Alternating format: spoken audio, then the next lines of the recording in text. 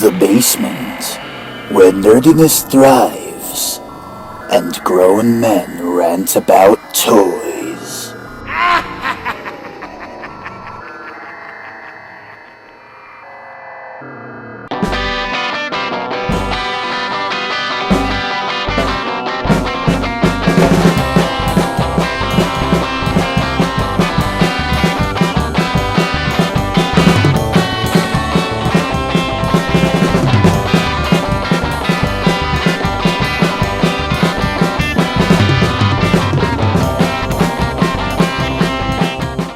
What's up, everybody?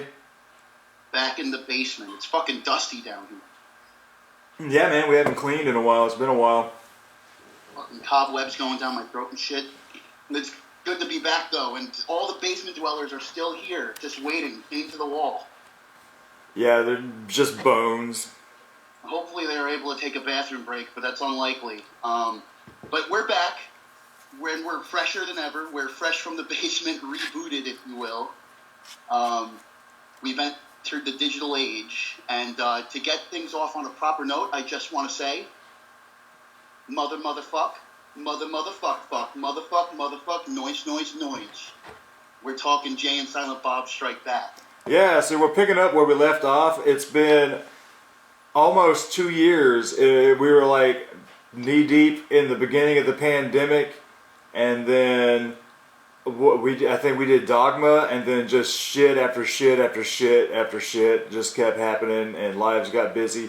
And then last year, I worked so much, especially from like the summer till all about mid-October, that there was no time to do anything YouTube-wise, pretty much. It was just trying to find the time to get together, because it's like we've been contacting each other back and forth with different ideas, you know. We always want to, finish the Kevin Smith Retrospective and go on to other retrospectives and do other podcasts. But also, you were working like crazy, and I was wrapping up college, where I was working on my senior project. I was working on my friend's senior project. Many podcasts ago, I mentioned I was in that film Taquitos. That's on Trauma now. So my face is floating somewhere in Traumaville right now. Right on. So that's pretty cool. That's been going places, and it has a home. I've been helping my girlfriend Paige out with her senior project currently, which I'm really excited for once we get that all wrapped up. Again, I just want to keep going with these ideas because, again, for like months on end now, it's been 2 years. We kind of have a bunch of ideas on the back burner that it's just been a matter of time when we get to it. You know what I mean? Yeah. We can talk about other retrospectives. I want to hop on Speaker Brains and talk some Oingo Boingo. I think that's been a long time coming because, his solo album, Danny Elfman's, is now well established. It's been out, for a while now, so it's like there's no excuse now. Like that album is so fucking good, man. Bro, but I loved that fucking album. I still got to get the rest of the Oingo Boingo collection. Yeah, I got to get the rest of them. We figured it would be appropriate, though, to pick up where we left off, though, because we were, like, deep in the Askew-universe, and, from here on out, maybe we move on, but, like, it wouldn't feel right not to at least wrap up the original run of the Askew-universe. Yeah. Just because it would just be such an odd, like, just ending on Dogma would be just such an odd one out. It's a great movie, but, like, this quite literally closes the book on this universe until Clerks 2, like many years later. Yeah, this was originally supposed to be the last one. It really is like an endgame of sorts before Endgame, because you have kind of mostly everybody return. Like most of the memorable characters from all these universe movies have some appearance in some way, even if it's like just a quick like sideline moment. Like you even get like Willem Black from Clerks in the background saying it. Like everybody gets a little moment. So it is a movie built on love, but it's also like probably the biggest budget Kevin Smith has had yet. I think it's most definitely like the biggest budget, and it plays into a big Hollywood theme with the movie that they're going to Hollywood. Everything's shot really sleek. they kind of poke fun at all the different Hollywood cliches from different blockbuster movies at the time. Mm-hmm. You know, it's something that we were talking about on the Facebook group, that it's a lot of people's first Kevin Smith movie. And it's definitely shot in a way where it is really easily accessible to jump into, because it's shot like any other like buddy road trip comedy. But I also find that strange because it's built on so many in references that we're probably going to like list off or like mention as we go along. Because this movie's jam-packed full of just tiny, like, you know, for hardcore Kevin Smith fans, you know what I mean? So it is quite impressive that they're able to, you know, make it work on both those levels. Yeah. Depending on how you feel about the movie. Personally, before giving like a final, like before, you know, getting to the end and giving a final rating, like I do very much really like the movie. I don't know if I would say love, but like I enjoy it every time I watch it. Yeah. Can you hear me? Yeah, I can hear you. Okay. I was fucking around a little bit. Your voice started going back to that fucked up voice again. Oh no, not the fucked up voice. Yeah. Let me move it a little closer. It's also a thing about Skype too in general. Yeah, we might just have to start fucking with Zoom, dude. I did that podcast I did with Nikki Virus for part 2 of the KMFDM retro. We did that on Zoom, and I thought it worked a lot better. That's what I was gonna ask about too. And like even when we were sitting around, Paige was even like, maybe in the future, like you guys try out Zoom. That's probably gonna work out a lot better. So yeah, so sure, next I'm on the same page with you. Yeah, next time we'll fuck with Zoom. But yeah, so you're definitely right. This movie is in many ways, like it was made to be the big send-off, and it was supposed to end the Isk universe so Kevin can do other shit, and damn did he do some other shit, and was it shit after this. Yeah, I still haven't seen Jersey Girl, so I don't really have a full... I own it, but I've never been in the mood to pop it in. Just because it seems like such a, like, not to be mean, but when I look at the cover, I'm like, this just looks like I'm going to have, like, a nothing time with it. Yeah. And I know, like, he put a lot of effort and, like, this was going to be, like, his big career-shifting movie. So I want to give it a try because I do really like Kevin Smith and respect him. So I want to see where he was coming from making this movie. But I've heard nothing but, like, not even, like, bad stuff, just underwhelming. Like, it just seems like it's not much of anything. Yeah, it's one of those things where I like him better when he's doing his Isk universe. I mean, I liked Red State, and then I loved Tusk, but yeah, just stick with your Isk universe shit, man, because these are the characters I like to see. This is the shit I like to see go down.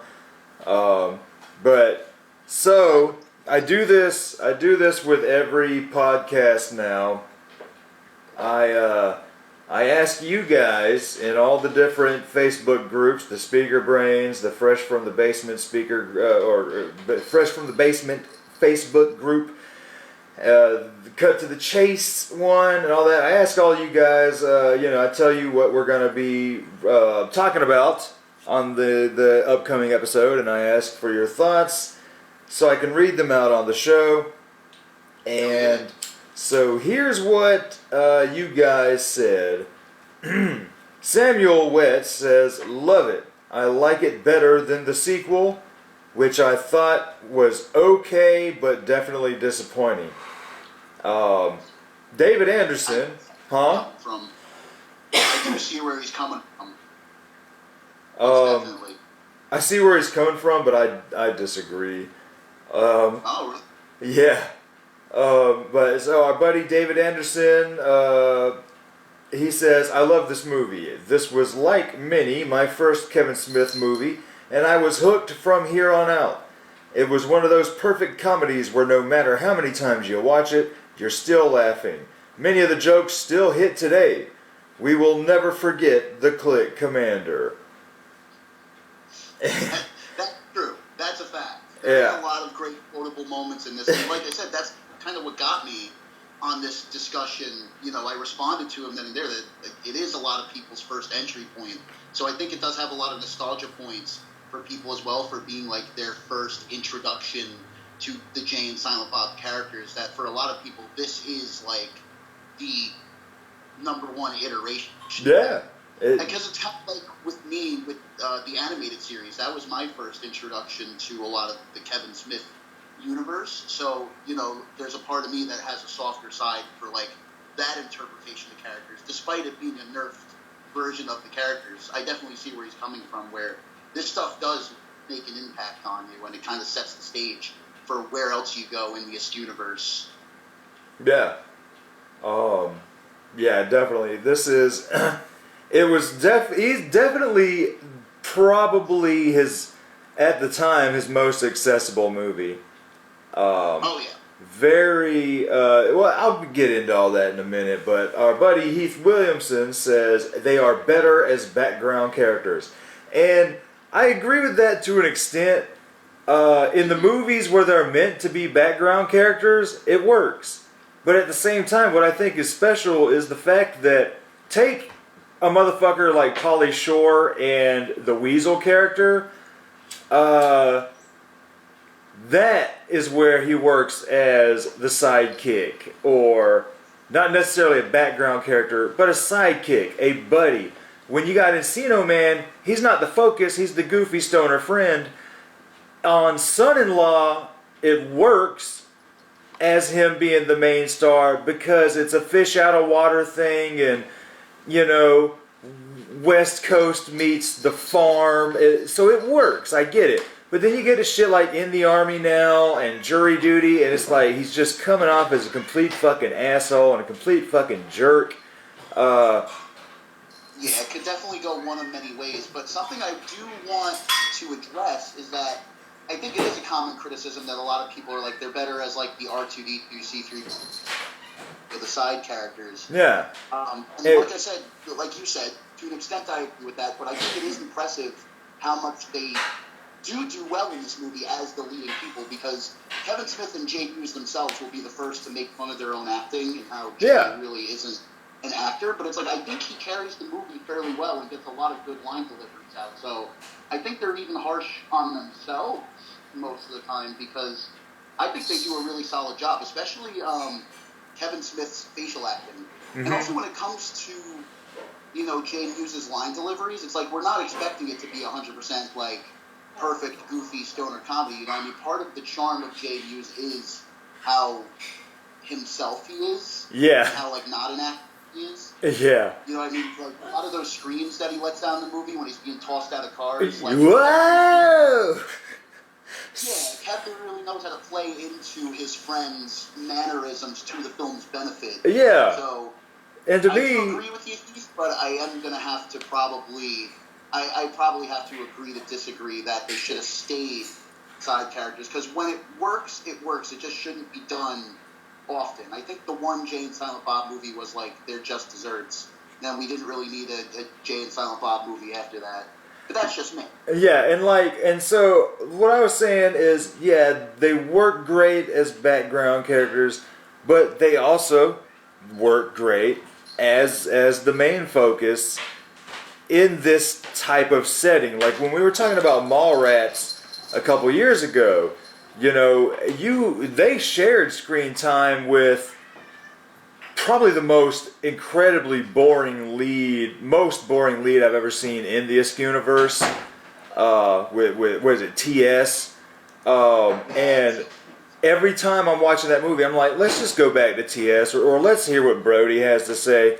Let's go back to Jay and Bob, or let's hear what Brody has to say. TS and that girl can get the fuck out.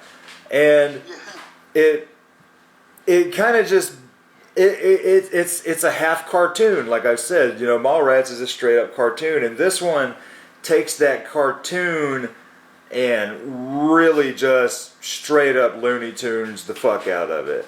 And like I've mentioned before, because that's something I do what? it's funny that you mentioned it as being cartoony, because that's something I kind of want to get into as we go through it, is that it takes a lot of inspiration from stuff that was first introduced in the animated series, or something that he expanded on in comics first, that he was like, this is finally my chance to give it a more mainstream update. You know, the monkey being one of the main examples, but that was set up even as far back as Mallrats. Yeah, crazily enough. And we got 2 movies in between Mallrats and this before we finally know what Jay and Silent Bob and the monkey are, or should I say, the most dangerous animal known to man. Next we have Jamie Macharge, who says, "Holy fuck, that little stoner was right. All that work for a diamond heist ruined by a fart from fast food. This movie is timeless." Corey Hall says, "I love this movie. When my ex left me, I watched all of his movies over the past weeks. This being my first pick, I had seen it previously on Comedy Central when I was younger, but I only saw bits and pieces. Then, when I was 15, I revisited it. But I love this film because it was my first." And I think that's a lot of people's deal there. Also, this is when you say, "What the fuck is the internet?" And then Jose Miguel, my friend Jose. Yeah, he says, "As a hardcore gamer, the ending of the movie is funny." Yes. Yeah, so me and him used to watch this shit all the time in high school, to the point where me and him went as Jay and Silent Bob for Halloween one of those years. Rad. And it was one of those things where it's like, we didn't really have a budget to do like movie accurate Jay and Silent Bob get up. So I just threw on I bought the 2 wigs. I found some hats, and I just threw on some hoodies, and off we went. We were hetero life mates for a night. And we stopped by all the convenience stores and pestered some people. But that is a great memory. When he commented, that put a huge fucking smile on my face. So thank you, Jose. And hopefully you hear this, because we got to get together soon, man. Right on. Great. And then Ryan Zalewski says, "Probably the second Kevin Smith movie I ever saw. I didn't know about his Askewniverse the first time I saw it, so I didn't understand all of the references in the movie, other than recognizing the Clerk guys. First Smith movie I ever saw was Clerks 2, uncut on Comedy Central, one late night when I was a teenager. I think this movie overall still holds up, though, and is a classic. I don't hate the sequel either. Morris Day and the motherfucking time." And that was your comments, people. If you want to join, I'm telling them, keep them coming, man, because I really enjoy hearing what you guys think.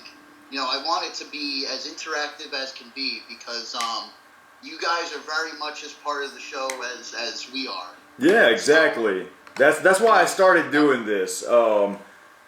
Seriously, because you know, a lot of people we know that have watched the show, if they watch it, like a friend of ours, Jill, she says she feels like she's there with us and she wants to join the conversation. So this is a way to sort of get everyone to sort of join the conversation, not necessarily in real time, but it gives them something to say, and then maybe if they can you know, tune in and hear themselves, maybe they get a little smile on their face. And I've started doing it better. I've gotten to where I'm doing it more in advance, because when I first started doing this, I would do it the day of, and then comments would come after we filmed. And I'm like, damn, this guy's not going to hear his comment read on the show. It just made my day, man. Like, I haven't heard from Jose in so long that, like, I'm grinning ear to ear right now. So thank you so much that you're listening. And again, I know it's hard to talk when you guys are skeletons just chained to the basement walls, but, you know, you guys can still use your fingers. No tongues, no wind. But if you guys want to join the fun, go on Facebook. Look at the Speaker Brains group on Facebook. The only rule is don't be a dick. And look for the Fresh from the Basement Facebook group. I would say don't be a dick on there as well. And another group that we frequent is the Cut to the Chase podcast Facebook group. That's where I also post these questions. That's the Lacey Lou and Dan Chase, their podcast. We're all buddies from the old horrorphilia.com days. But yeah, so join those Facebook groups and just post memes that talk about movies and music, whatever, you know. Like I said, yeah, I've been posting the Film Friday reviews on there, but like whenever, I know back 2 years ago when we were doing the beginning of this retrospective, like John Short would post his review of Mallrats and stuff like that. So, the group is completely open for whatever you guys want to talk about. I'll be there responding. Travis will be there. It's not just, us posting our reviews. It's like, I'm down to hear what you guys have to say. We're all basement dwellers here. So. Yeah, hell yeah. And so that. Keep this going next time. So that was your comments.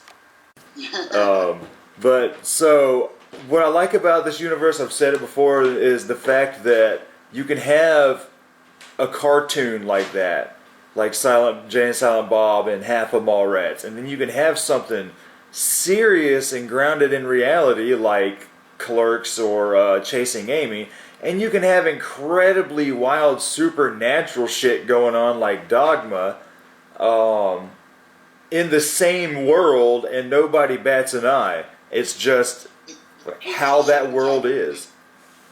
It takes a certain type of clever writing to be able to craft a world like that and not make it be too goofy while still being self-aware of it. Yeah, and that's yeah, why yeah. I do like to give Kevin Smith a lot more credit than he is given, credit for.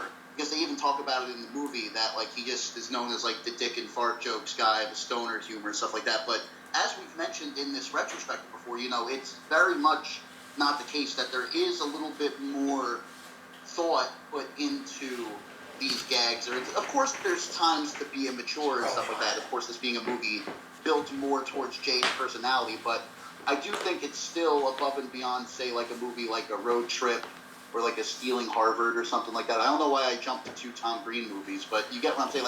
Movies of that era, he was very good at something that's in line with that, but a little bit beyond, something a little bit more memorable. Yeah, because if you look at, definitely you're hitting on something heavy there. Because when you look at Clerks, yeah, indie all the way, but there's an alt rock vibe to it, There's a self-awareness too. Yeah, there's a grunge rock vibe to the style of Clerks.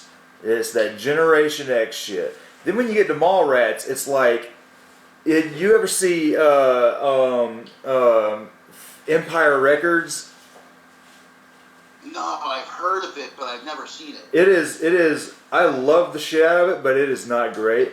It is trying so hard to be Clerks or a Kevin Smith movie in a record store, and I don't know, man. It's just not great. But Mallrats has that same fucking vibe, almost it's like what fucking Kevin was saying when he was where the puck was gonna be, but now he at a certain point in his career he felt like he's where the puck was, and so that's weird, man, because you get something like Mallrats and then there's the copycats. And then you get something like Clerks, and then there's the copycats. Chasing Amy, and then there's the copycats. And around this time, like you're saying with Jay Silent Bob Strike Back, feeling very much in place with the 2000 to 2002, just gross out stoner fucking, American Pie, Loser. 48 Days, God, what Wildcats, especially toward the end of this phase, where the music was just, the music of the movies, it was all the time, it was like pop punk rock. Like, I was gonna bring that up because that's on one of my notes. Is there's where they first enter Hollywood, and there's the song like, "I see you walking down the street, I look so fucking good." I'm like, what is this song? yeah, because it's like, dude, if you remember, like every movie trailer for all of this style movie, it was like, Tom is a complete slacker. You know what I mean? Like, fucking. You go like one of two ways where it's like you either got like the No Doubt crowd, something like that, or you go like the Trey Parker, Matt Stone. You throw in like the weird Primus shit. You know, like it only goes like one or two ways in the movie trailers. Yeah. Like a slack comedy. Yeah, Jim doesn't have any money. It fucking starts playing a Blink riff or a Sum 41 riff. I'm in too deep and trying to keep my head above water. I think I'm going under. Like, but that's the vibe this movie puts. Say what? You were doing the song, and I'm like, Jim just couldn't get a date because him, man, it's so hard to find a girl. Yeah, seriously. And then like record scratch, the music stops, somebody says something, and facial reaction. Yeah. What? Another thing too is that like something that you tapped into with this 2000s style of comedy is like when you look back on it, it kind of felt like the comedy was like unsure of where it was going. Like it's kind of like the 90s is on life support and we're gonna do some gross out stuff because that tends to be what's selling right now. Yeah. He can't have sex for 48 days. How will he live? This is how movies like Freddy Got Fingered get under the radar and stuff like that, because it's like this was just what was going on at the time. This is like what every comedy was trying to be because they were all trying to compete. Weirdly, like not weirdly enough, but it's, you know, obviously they're trying to compete with the Sandlers and the Kevin Jameses. Yeah, definitely. And you can even look at the poster too for Jay and Silent Bob Strike Back, and it's very much that early 2000s, like we have a white background, like I think they're like punching through the map of Hollywood or something like that. Yeah, it's not a very interesting poster. You have all the stars, because it's a star-studded cast, so I know like for a movie starring Jason Mewes, he's like credited like dead last. Yeah. You know, they really wanted to market that. It's like we have Shannon Elizabeth, we have Ben Affleck, we have, you know, all these big names from this other movie that you know about.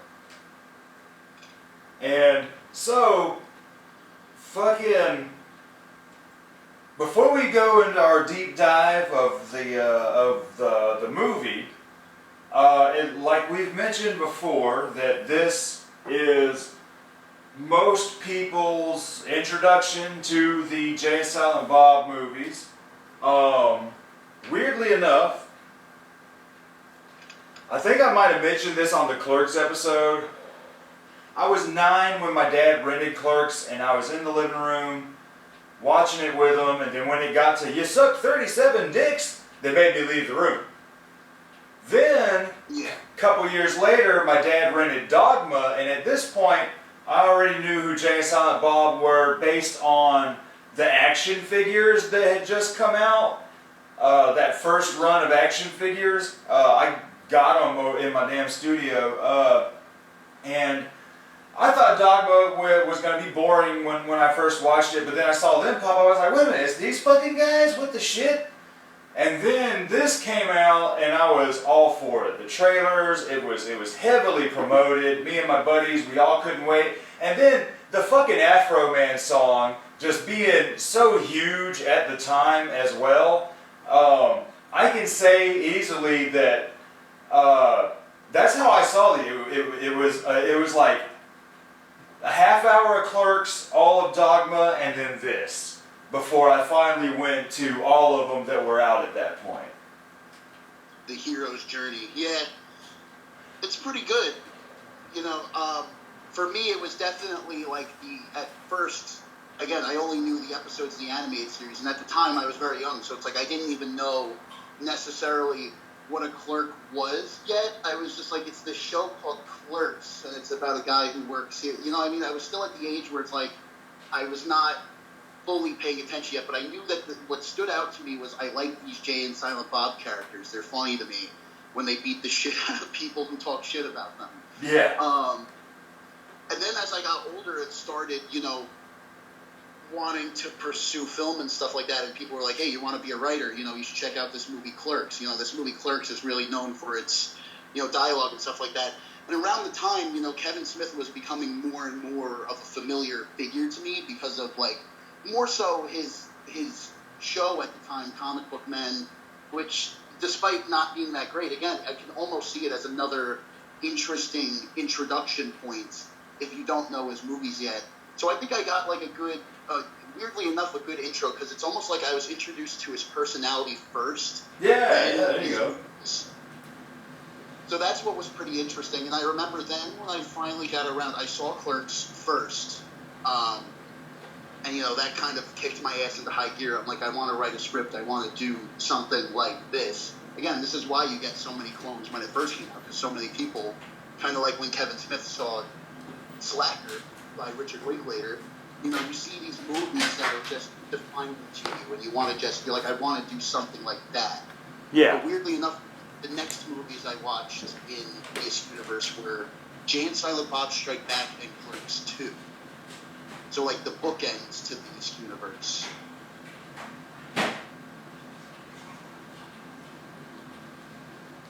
But that's my early Kevin Smith timeline.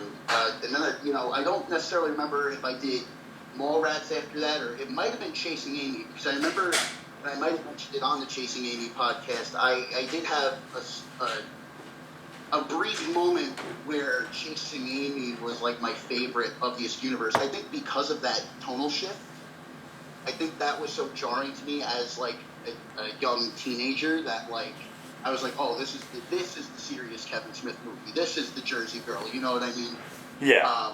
As time has gone on, my opinions on it have changed a lot. Mallrats has since been, I think, stapled as that movie just speaks so much to me personally. Not even because of the setting, but just because of the particular writing on Brody and just the way the whole film unravels.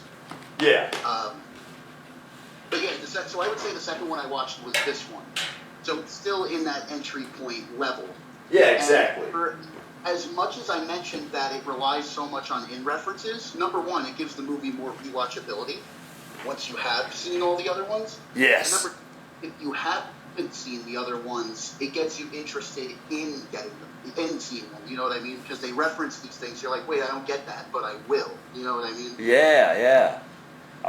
So, before we go any further, let me take a piss. Okay, I'm back from my piss break. I'm drinking coffee right now because I've been up since 2:40 this morning.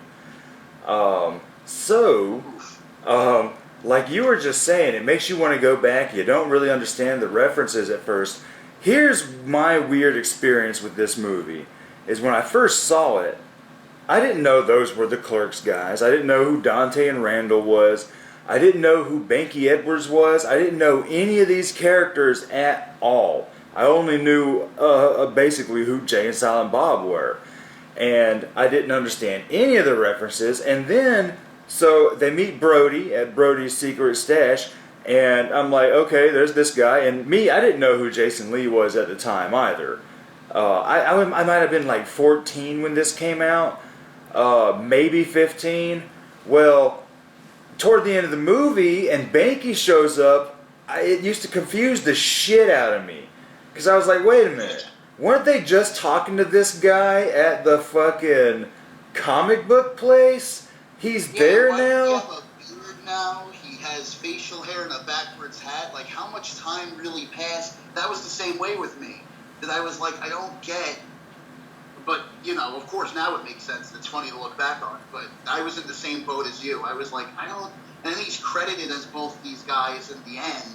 Yeah, and the Ben Affleck stuff, at that point in time in my life, I wasn't too familiar with Ben Affleck either. And so I didn't know what Phantoms was, I just didn't understand a lot of that shit. And then after watching all the movies, I watched it again. I've probably seen. I tell you the truth, I've probably seen this one more than all of them. And watching it again last night, it might have been a couple of years since I've seen it. Watching it again last night, after knowing these references, paying a little more attention, and then finding things that I never noticed before, I appreciated the shit out of so much more of this movie. And just damn. That's what I was going to say too, that after you said that you spotted a lot of different stuff this time around, I'm like, it's really interesting, because to me, this is a movie that, like, I felt like I had known, like, the back of my hand to an extent. I'm like, I've seen it so many times, I know a lot of the jokes, but it put me in that good mindset, because I watched it this very day, and there's so much more within it that I didn't realize that made me kind of chuckle with, like, the background gags, and even more in references to particularly Clerks, you know, going all the way back to, like, his first outing as a filmmaker. Yeah.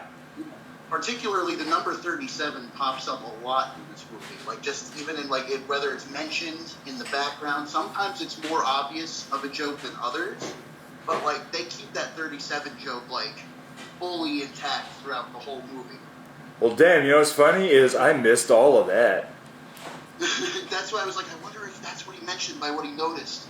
As we go along, you know, I'm pretty sure at the studio, one of them is like, it's like Studio 37 or something like that, or room number 37. I'll be damned. There's one in particular I'm going to mention when we get to it.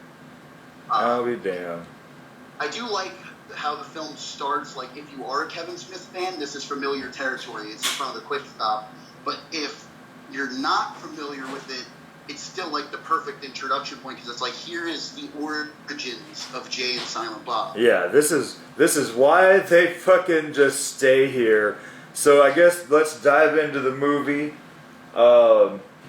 It starts off with, I always forget who plays this song, but it's that badass old fucking rock song. Ba-now-now-now-now, ba-now-now-now, womp-womp. Then it goes into the yeah, I'm like, I never fucking remember who goddamn did that song. But it goes. I was say it on the tip of my tongue, but I'm in the same boat as you. But he's also the first guy walking out of the quick stop is played by we've seen him a couple of times in this universe, because he's one of Kevin Smith's, like, high school buddies who was gonna be like Silent Bob in the original Clerks or something like that, but then they all got recasted. Yeah. So he always likes to throw them in. I know the cop is the guy who played Rick Derrick's in Clerks as well. So right off the bat in the opening, we kind of have, like, this Clerks family reunion. Yeah, so you see, I believe it's Silent Bob's mom first, and she's like, just drops him off there and fucking puts the hat on him, and she's like, this will keep the sun out of your eyes. And she puts it on backwards, like, that's, wow. Like, that's not doing anything.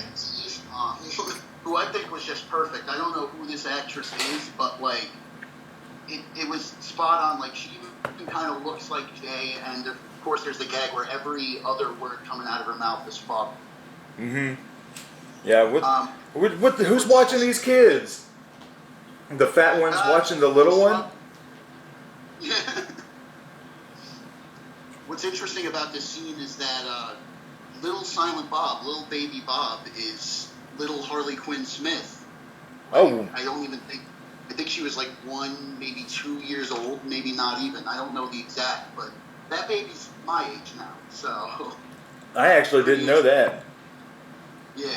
I figured that was just some random-ass baby.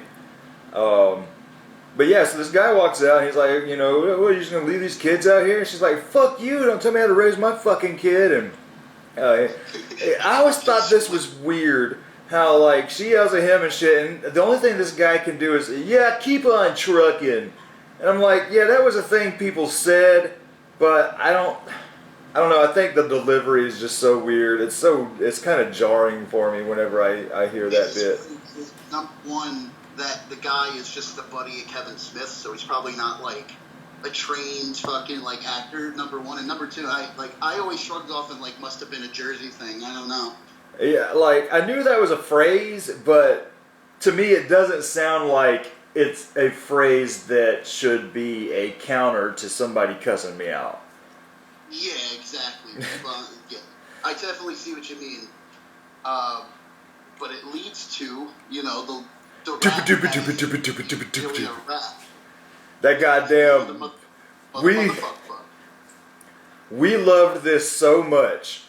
An old friend of mine, Matt, he printed the lyrics out off of the internet, and we studied this. And it's so funny now because there's nothing to it, but we studied the shit out of every word and learned it all the way, and fucking just all the time. All the time we'd be somewhere and we'd be fucking singing that bit. It still gets quoted often in my friends' smoke circles. Like it's something that stayed such an iconic piece of the Jay and Silent Bob characters. Not that he ever really like referenced it again, but for some reason this rap is like, I think it is because it is so simple and childish that again it's not even a rap. It's just smoking weed, doing coke, drinking beers. It's like there's no thought to it whatsoever. And the guy doing the score to the movie just has to find a way to like craft a beat around it. Yeah, that shit's just fantastic. And well, when fatties smoking blunts, who smokes the blunts? We smoke the blunts. And let me get a nickel bag. $15, little man. Put that shit in my hand. Yeah, and fucking, so he starts talking about Morris Day and the Time, and I, at this point in my life, I didn't know who the fuck Morris Day was until this movie, because I hadn't started, I didn't start really listening to a lot of Prince until the past couple of years, other than, the Prince I would hear on the radio, and... Same. Aside from the Prince that was like directly like referenced to me, and I always knew that it's like, oh yeah, he had that movie. But if any, like I said about the other Kevin Smith movies, same thing with Purple Rain. It's like this actually gave me incentive to go watch Purple Rain. I think I quoted on TV once, like with my mom, like mid high school, and I didn't even know like what she was watching. And then she went Purple Rain. I was like, oh, Morris Day in the motherfucking time. That's what made me want to go right into it. And in between Purple Rain and this movie, Morris Day, like, aged like fine wine. Like, he looks almost exactly the same as he did in Purple Rain. Yeah, they look good. Like, for them to be there, they all look good for their age. Even Prince, man, when, like, he died young, but the dude still looked like 80s Prince to me. Yeah. And another thing, too, is there was going to be a lot more Prince in Jay and Silent Bob Strike Back. There's the scene where Justice walks into the movies, and Kevin Smith wanted, I think, The Most Beautiful Girl in the World or Prettiest Girl in the World, that song by Prince. And for some reason, I think, you know what I mean, because he has this whole story where he filmed like a documentary for Prince that never went anywhere, and he had a lot of weird interactions with Prince himself. Yeah. But for some reason, he even asked Prince himself, like, hey, could I use this in my movie? And for some reason, he was like, no, not that song. You can't really use any of my songs, but you could use The Time. You could use Morris Day. So they used Bad Medicine by Bon Jovi instead. And I think their reasoning behind that was like, well, we want to keep it Jersey in some way, I guess. Yeah, true. So while this is going on, I believe this is when it cuts to Dante and Randall, their big return since Clerks. Other than seeing, random Dante cousins here and there. And not even Randall in a gun store in Dogma. Yeah, and you get as soon as it starts, boom, reference. Are you even supposed to be here today? Don't start with me. Don't even get me started. Fucking, flew by my head when I was a kid, but appreciate it. And they're in there. What the fuck are they talking about? Well, Randall's wondering, like, why they aren't getting a restraining order on Jay and Silent Bob, because they're sitting out there dealing to kids. And then, like, what's it called? They're even basically assaulting kids whenever they talk shit about Morris Day and the time. Yeah. They take that one kid with the Misfits patch and slam him in the wall. Against the wall. The other kid looks fucking like, I don't even know how old. But, you want to hear something fucked up about that clerk boy? Yeah, so they walk up in there and they're like, so how was the wedding?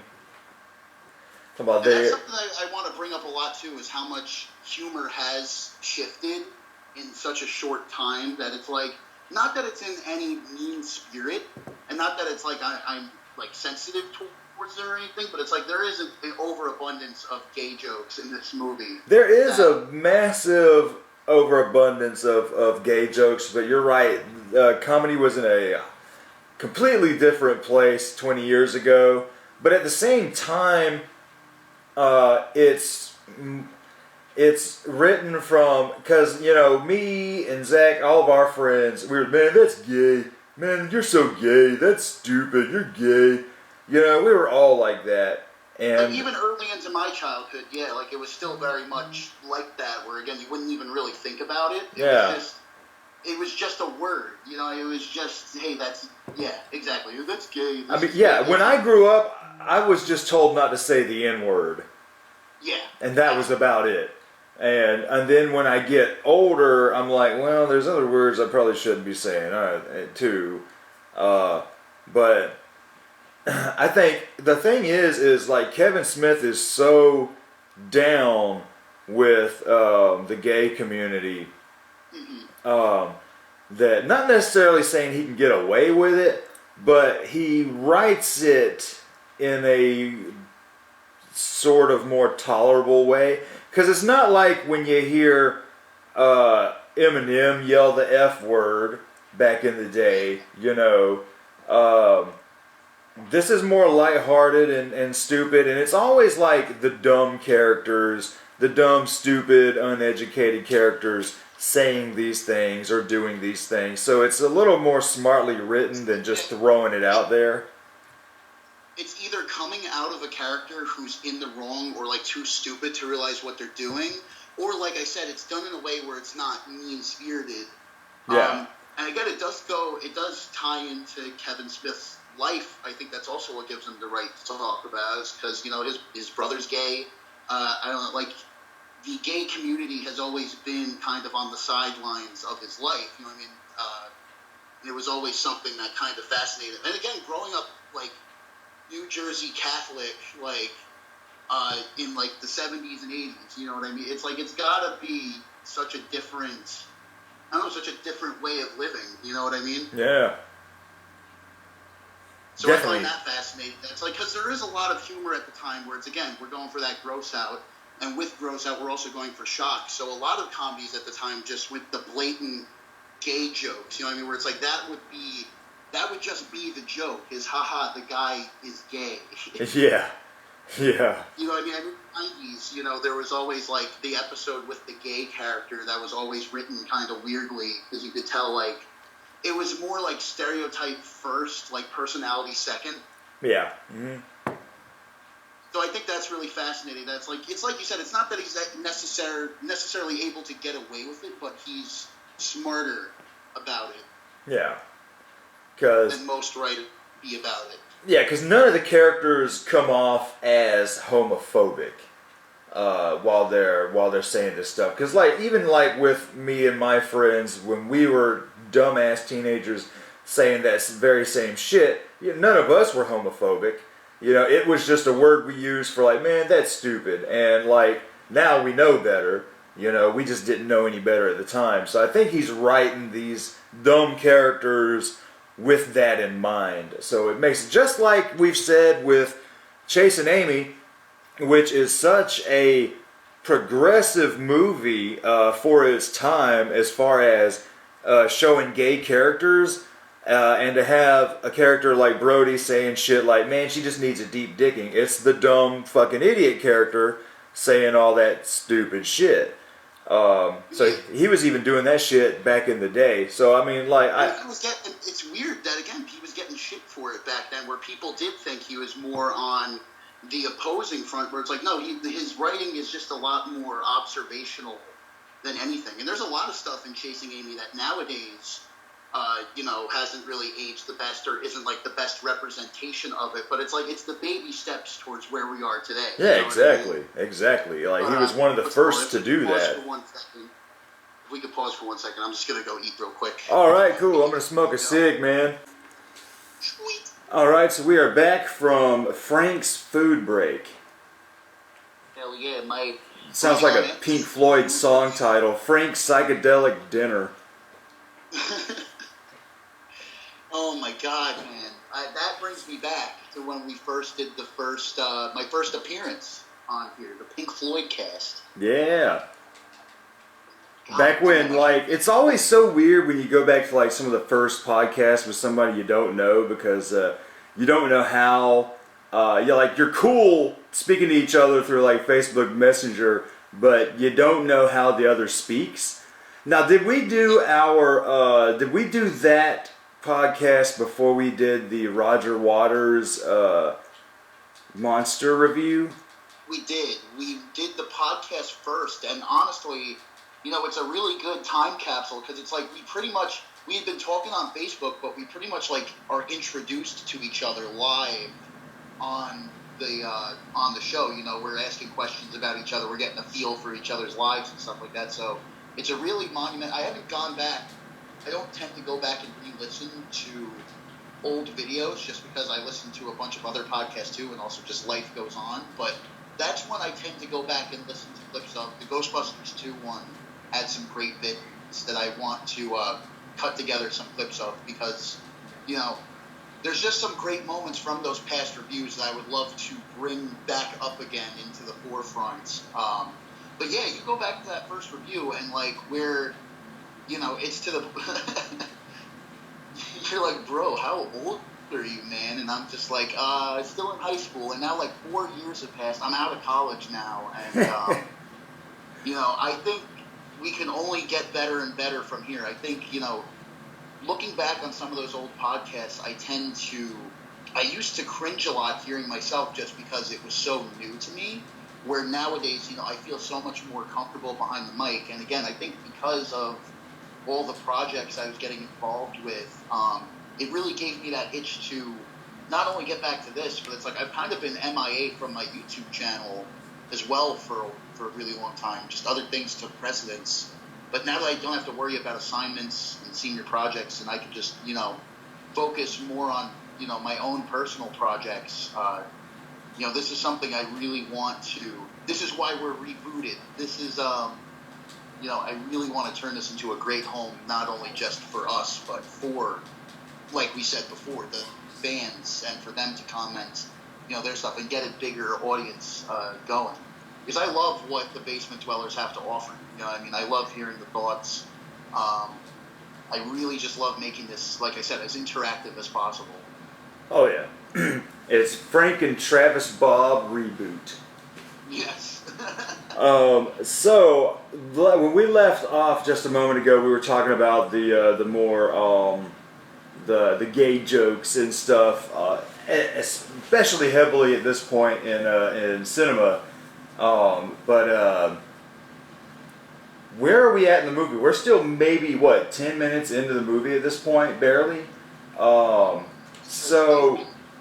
Like the restraining order put out against them because Randall calls the cops on them. Yeah, so they get pushed up against the wall. Yeah, so this is, man,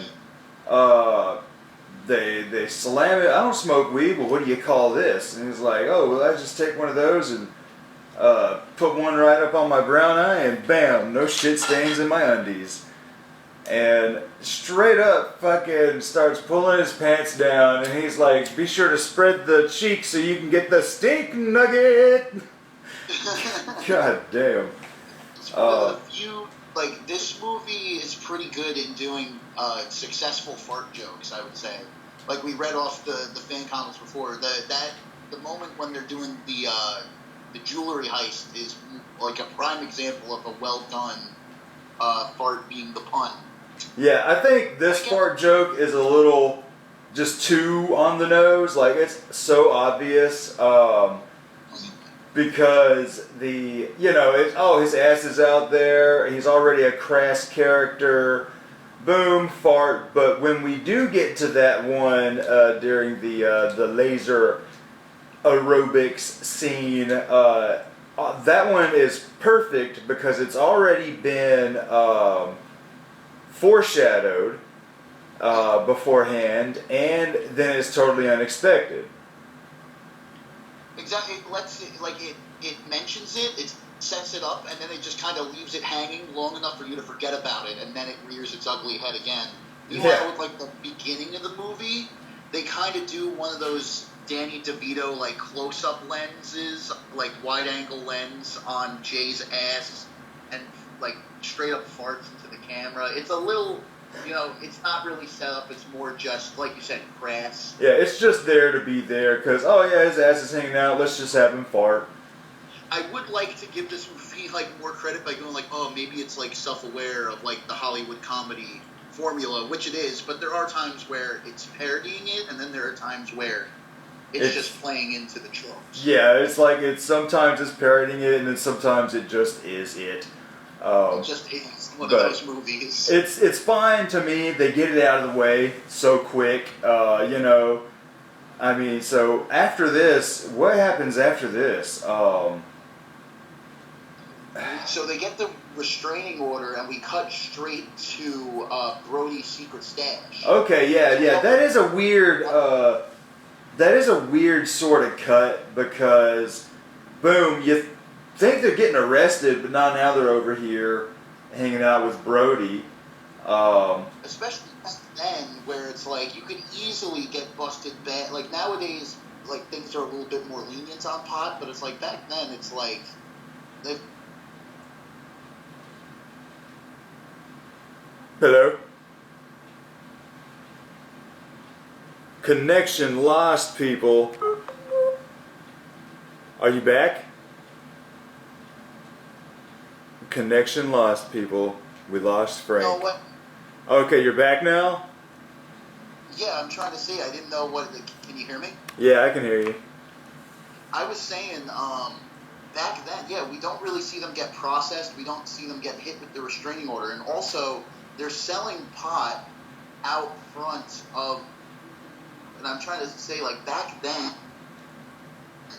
back before, weed laws were more lenient, it's that you're, depending on how much you have on you, it's they would have been pretty fucked. Yeah. And so I guess you can only think that maybe that nickel bag they sold to them kids is probably the last bit of weed they had on them.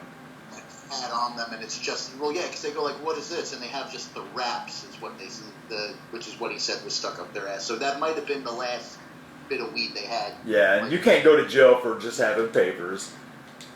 Yeah, that could be for anything. Again, like you said, putting it over his brown eye. Yeah. So going to Brody, this is cool. This is another sort of send-off, a return of a classic character. And I never understood, and I still to this day, I'm are you only doing this because it happened in Mallrats when he's here's the pulse. Far from the pulse in your ass, would you like a chocolate pretzel? It's such a weird joke. Yeah, it's such a weird bit of dialogue that... It's not even an in reference, it's an out reference, because he's straight up he does that smirk into the camera, the music is hey, you remember this, right? And it was a funny line to begin with. I like when he's here's the pulse. Yeah. Here's your hand far from the pulse's ass, up the ass. I think it could have ended right there, but I think, we needed that.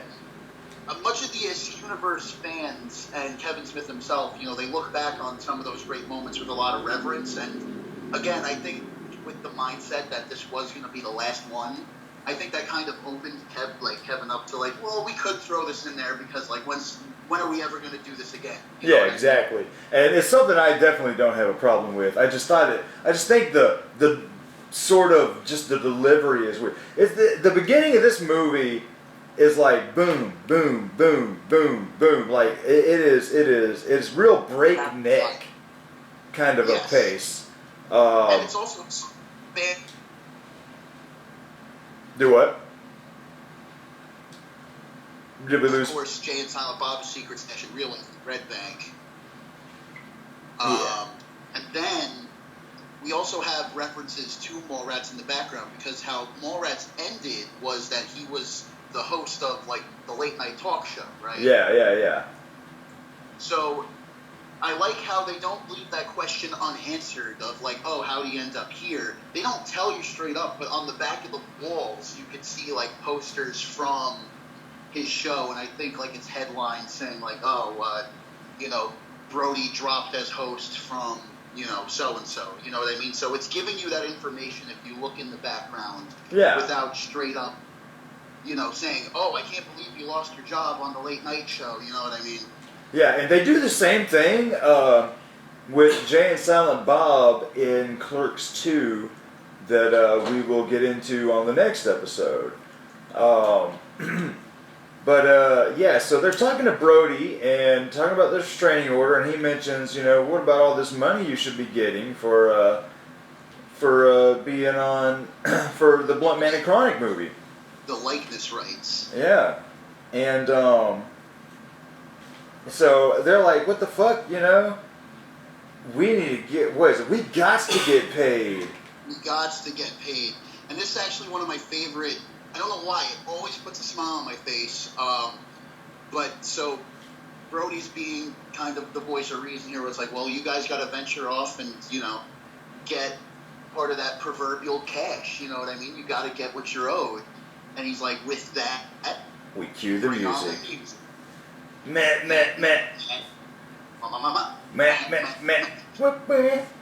The look on Brody's face kills me every time, and they let the scene linger on just long enough to where it's uncomfortable. Where he does that that goes on a little too much. Yeah, and what I like is I got the soundtrack to this on CD, and it's one of those soundtracks that takes like clips from the movies. The very first track on the soundtrack is, and with that, we cue the music, and it cuts into fuck,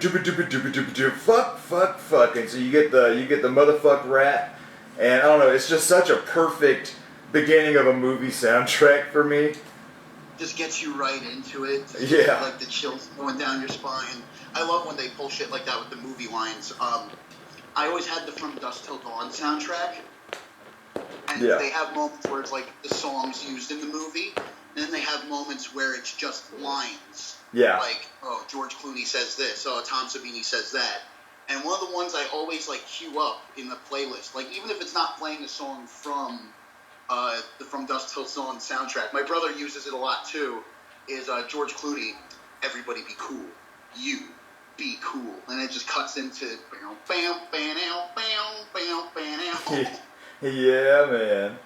But what I like about this sequence, you said it is very breakneck, but it's like you're going through the years of Kevin Smith one by one, because it starts on the quick stop, then we see what Brody's up to. Yeah. You're meeting these characters again in chronological order based on when their movie's released. You're right.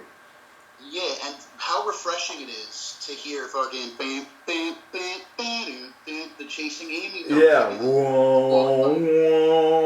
When you get the Chasing Amy music, I always love that bit. Because it's like... I know I'm using this word, but it's like it's such a morose sound, like a somber sounding song that it's so perfect for Holden at any point in his life. Like even when he's happy, he's sad. It's like that's just what he is all the time. That's Holden's deal. And I love it. As soon as he opens up the door, look at these morose motherfuckers right here. Looks like somebody shit in your cereal. Bong. It's so... I love the whole... Well, I shouldn't say I love the Holden character, because we went into, what an asshole he is in the last podcast that we talked about him. But what I do love about him is he's sort of the Brian Griffin of the Askew universe, where like he's just so lame, but like when you hear him say shit like that, it's like he's never the one who should be saying Jay and Silent Bob's lines back to them. Yeah, but and he's just not the douchebag that will. yeah, and what I like is the fact that the way Ben Affleck plays this moment, you feel like this character has been waiting to use that against them for ages. For ages, and it still doesn't land well. Like, I Yeah. get Lost Skeleton vibes. I get, like, David Schwimmer vibes when he goes, BOOM! Yeah, like he is so happy that he finally got to say this to them.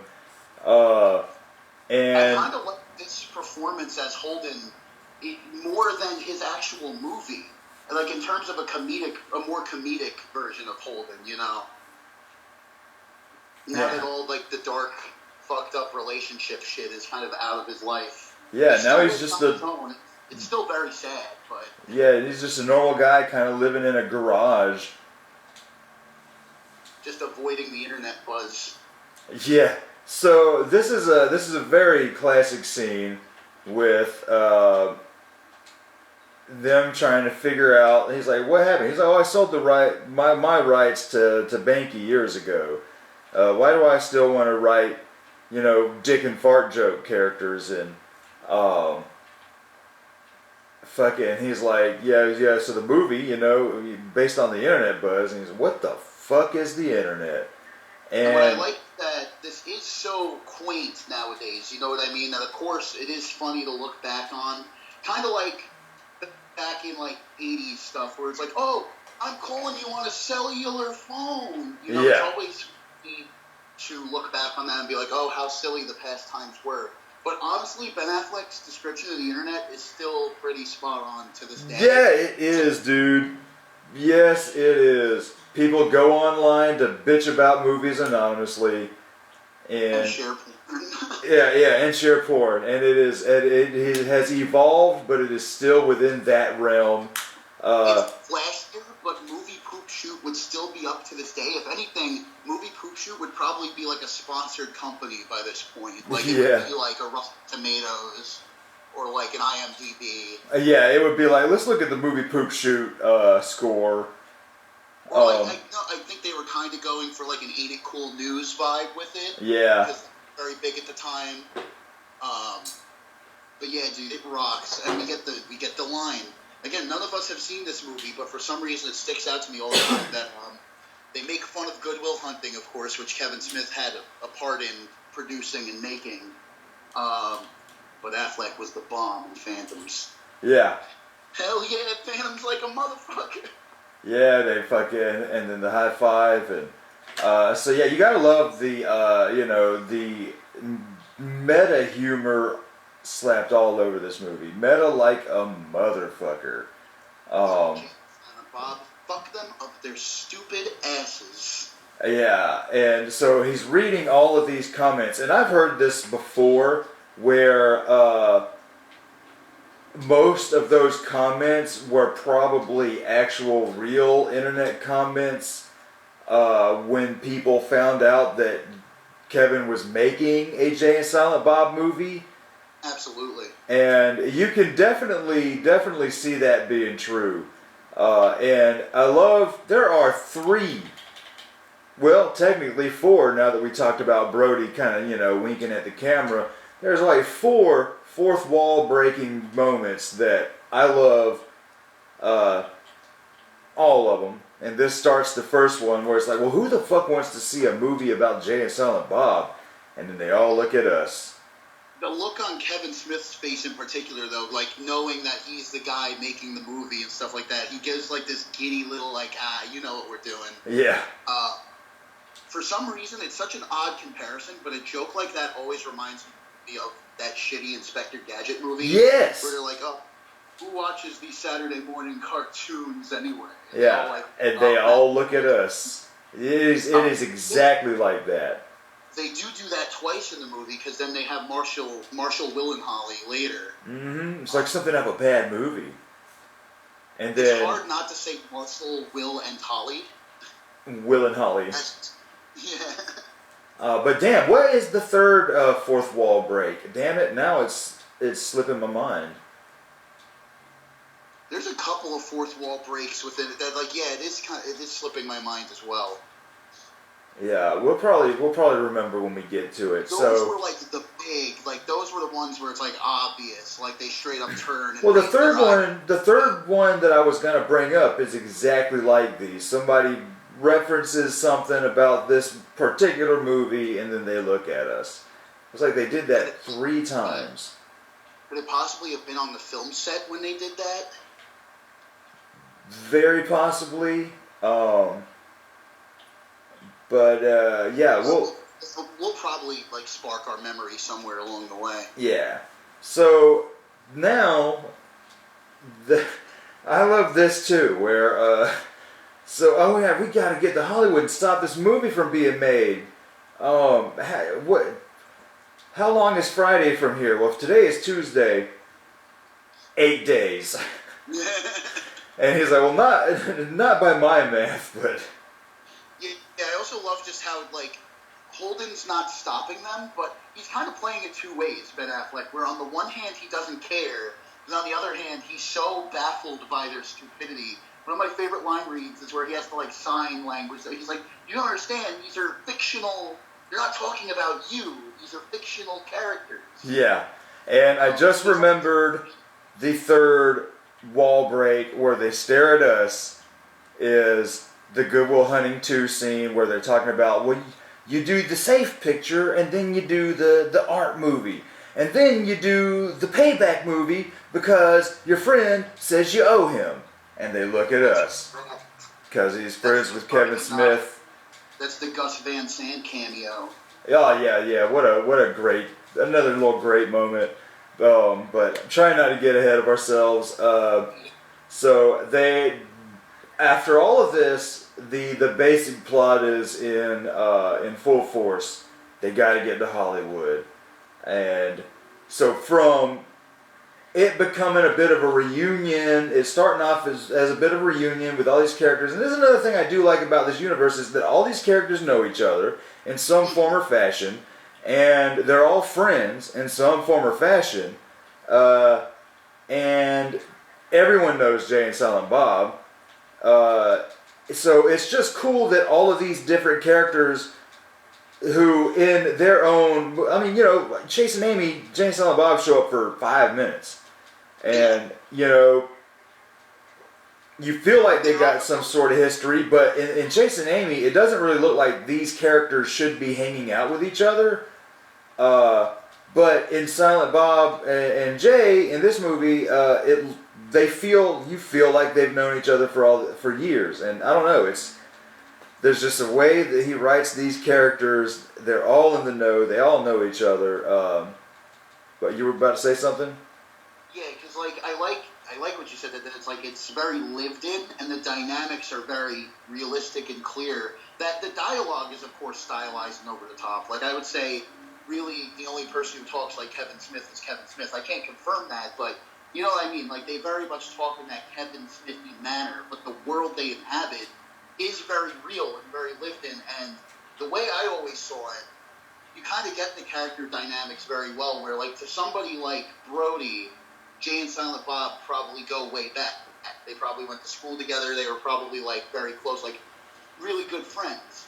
But with somebody like Holden, they were probably somebody like they were plugs at first. They were probably just somebody they picked up pot from. You know what I mean? Him and Banky. Yeah. And that sparked from there. That Jay and Silent Bob would just kind of maybe became interested in them. You know, Jay's always sparking like weird conversations with the people that he sells from. Like, you know what I mean? Mm-hmm.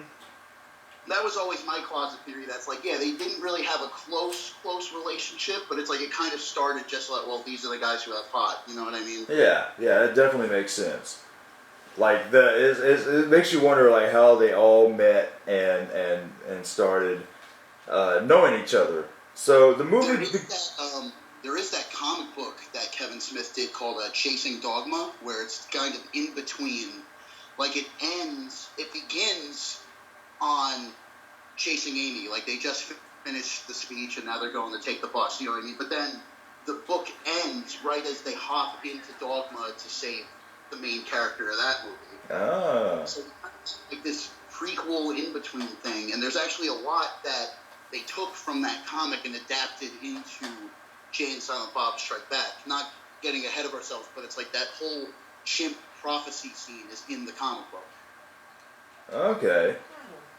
So the movie begins like a nice little reunion, introducing new people to this world, while at the same time reintroducing the world to veterans of the series and showing you what these characters have been up to all these years. And then now it becomes early 2000s stoner road trip comedy. It does kind of play the hits a little bit when it comes to, like, here are the beats that are in a road trip movie. With that Kevin Smithy flair, don't get me wrong. Yeah. But, this is where the dick and fart jokes start to come back a little bit. Where literally the first joke we have is they're hitching a ride, and we have the late, great George Carlin. You gotta follow the rules of the road. God damn it. Written book of the road. Yeah. He flips out the little "we'll give head for a ride." He's like, well, what happens when you get in and you don't make with the head? He's like, yeah, well, if you don't make with the head, they're like, whoa. It's the new millennium. Everyone's doing it nowadays. Yeah, gay, straight, it's all the same thing. The line's like it's blurred now or something like that. And he goes, well, here's this line, and behind it, we ain't gay. Yeah. So I think, any George Carlin appearance puts a big old smile on my face. And that look he gives, number one, there's that dance he does when he finally gets somebody to pull over. He's like pointing at, like, see, I told you. Yeah. Remember, you follow the book of the road, it'll get you where you're going. And it's almost like he's diving into a pool. It looks like he's about to start holding his damn breath. Yeah. Excuse me for a moment. And it's funny, when Stas and I were watching this last night, Stas mentioned he sounds like Danny DeVito. And I was like, damn, he does have that Danny DeVito fucking old man scratchy voice. Damn sure does. It's also just like, I don't know, I know George Carlin's from New York. I don't know, I'm pretty sure Danny DeVito, they have that accent. Especially on the O's. You're doing it all wrong. Yeah. I gotta be pure. My favorite is it's such an obscure reference, but the Hercules video game. Get your sword. Yeah, get your sword. So yeah, that's the first thing is they learn about this unwritten book of the road that you have to give head if you're going to go a couple of miles. It's not that big a deal. You should do it. But of course, cameo number whatever at this point. We've already had so many guest appearances. Carrie Fisher shows up. Yeah, Carrie Fisher, and she is a nun. And here's a reference. You've got the Buddy Christ on the dashboard. Yep. Buddy Christ bobblehead. And man, talk about a misunderstanding. It is like, so again, we have the setup and the payoff, but it's so like cleverly written as well. That's like, oh yes, I follow the book. Really? You're down with the book too? Say, well, it's easy to say you live by the book than to actually do it. Do you do it? My favorite is that usually Silent Bob is kind of like the voice of reason in situations like this, but it's like even he's dumbfounded. He's like, you should go for it, dude. Like, she's saying it. Oh my god, yeah. And yeah, so... Where she's like, you guys could sit up front with me, and he's like, it's like, I feel the uncomfortability of him climbing over that seat in that packed-ass car. Yeah, so he starts to go down on her, and the car just slams on his brakes. She throws him out, and his scream, man, his scream is whoa. That scream. Oh, it's kind of like a revival of the LaFour scream that he does in Mallrats when he looks around the corner. yeah. Yeah. Yeah. And so yeah, so there's that. But I think the bus scene happens before this, where they hop on the bus and then get kicked off because they don't have money. And he says, "Back when we were in school, we would fucking get on it." Yeah, we used to ride this thing for free every day to school. So after this, they are hitchhiking, bitching that they still haven't gotten picked up. Then they see the fucking mystery machine, or a dollar store mystery machine, because it's like, this is Scooby-Doo, but it's not Scooby-Doo. It's like discount Scooby-Doo because Shaggy's got like a blue shirt and everyone's slightly not who they say they are just to avoid the copyright. Yeah. But again, it's another one that's set up really well because he says something like, what are we, we're stuck in some fucking cartoon world or something like that we can't get a ride. He says something about being stuck in some cartoon logic or something like that. Yeah. And then it cuts to the mystery machine. Something I wanted to point out as well, because they're sitting there, they're trying to hitch a ride. We're still at a point in movies where the cigarette smoking is still fairly common. It's not as abundant as it was in like Clerks or like Chasing Amy, but you know, Jay and Silent Bob still smoke them cigs. Yeah, they still chief it up. And this was a time when the truth commercials were in full fucking force. Every fourth commercial that would come on TV was like that crazy dude, that kid getting the tongue piercing in this disgusting looking dungeon of a fucking tattoo parlor down in some back alley, and then the guy's like, "Join me for a smoke," and he's like, "I'm not crazy." Oh, truth. Yeah, but they're smoking out the asshole.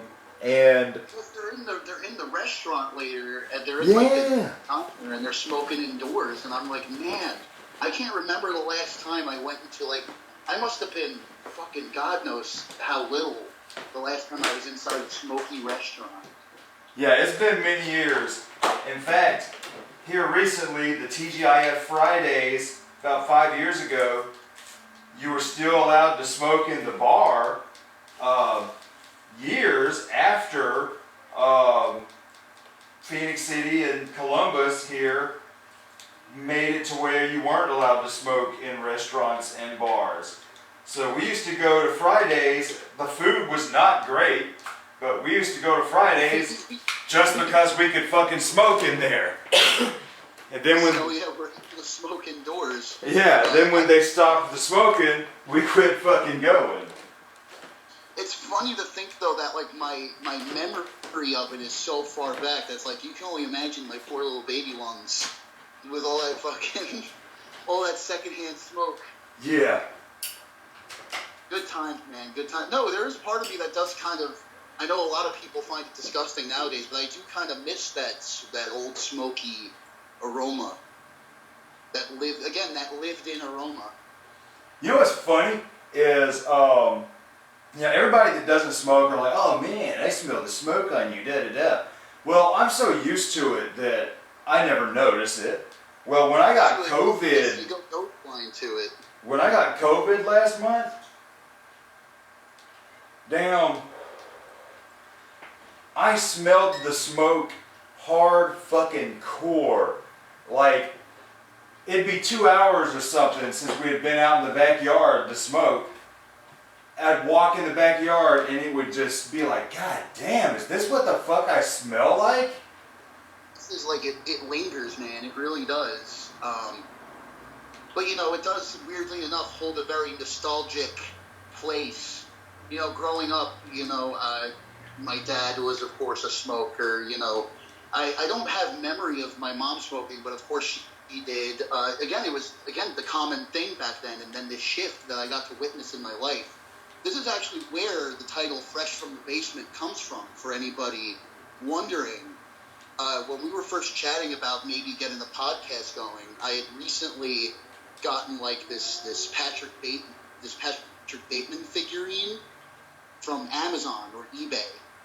And when it came in, it just had that lingering smoke smell. You know what I mean? It's something I hadn't I hadn't whiffed it in a very long time. So it really stood out to me. And that sort of term, I smelled it and I was like, fresh from the basement. So Yeah. there's the story. It's like that's what I get. I get a sense of nostalgia from it. I'm not immediately like, ew, put that shit out. I'm like, you do whatever you want, man. But yeah, so yeah, you're right. Yeah, there is a lot of smoking in this movie. And so they're in the mystery machine, and the Scooby Gang are being jerks to each other, cussing each other out, and she's like, "Oh, I can't stand the fighting," and he's like, "Well, you know what can turn those frowns upside down? Doobie snacks." Call them doobie snacks. And I love the cut. I love the cut where it just comes from that to Magic Carpet Ride playing, and they're just tripping, and fucking Shaggy is on the goddamn windshield. The outside of the car. And I have never noticed that before last night. When I saw that, I was like, damn, I never fucking noticed that before. It's something that comes in and out of my memory that, like, every time I watch it, it is always, like, a surprise that, like, I forget that Shaggy's outside the damn car while they're driving. I do love that transition. Like, right when they pull out the doobie snacks, you get that cosmic, that twing, that sound as it starts fucking playing the Magic Carpet. But another thing I did want to mention is that, of course, like, with every Scooby-Doo parody, it does come with, like, sort of the same tropes that Fred's the ascot-wearing douchebag, you know... Velma's the lesbian. Shaggy's the space cadet. Like, he's just always out of it. Yeah, they always have to do the Velma likes girls gag. Which, again, at this point, it's, like, not even a gag. At this point, it's just like, all right.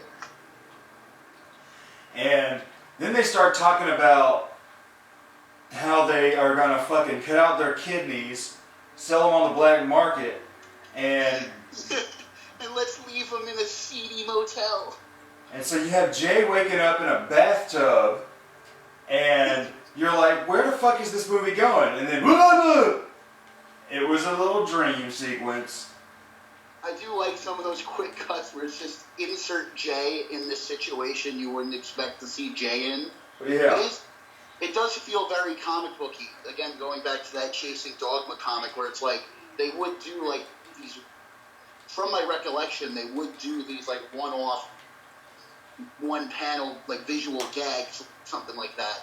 So I do like that it's like, even though it's not technically a comic book movie, Kevin Smith always has that comic booky element to how he paces out his gags and his plots. Yeah, because this movie is about as much about comic books as much about it is with Hollywood in general, and Hollywood, satirizing Hollywood culture and shit.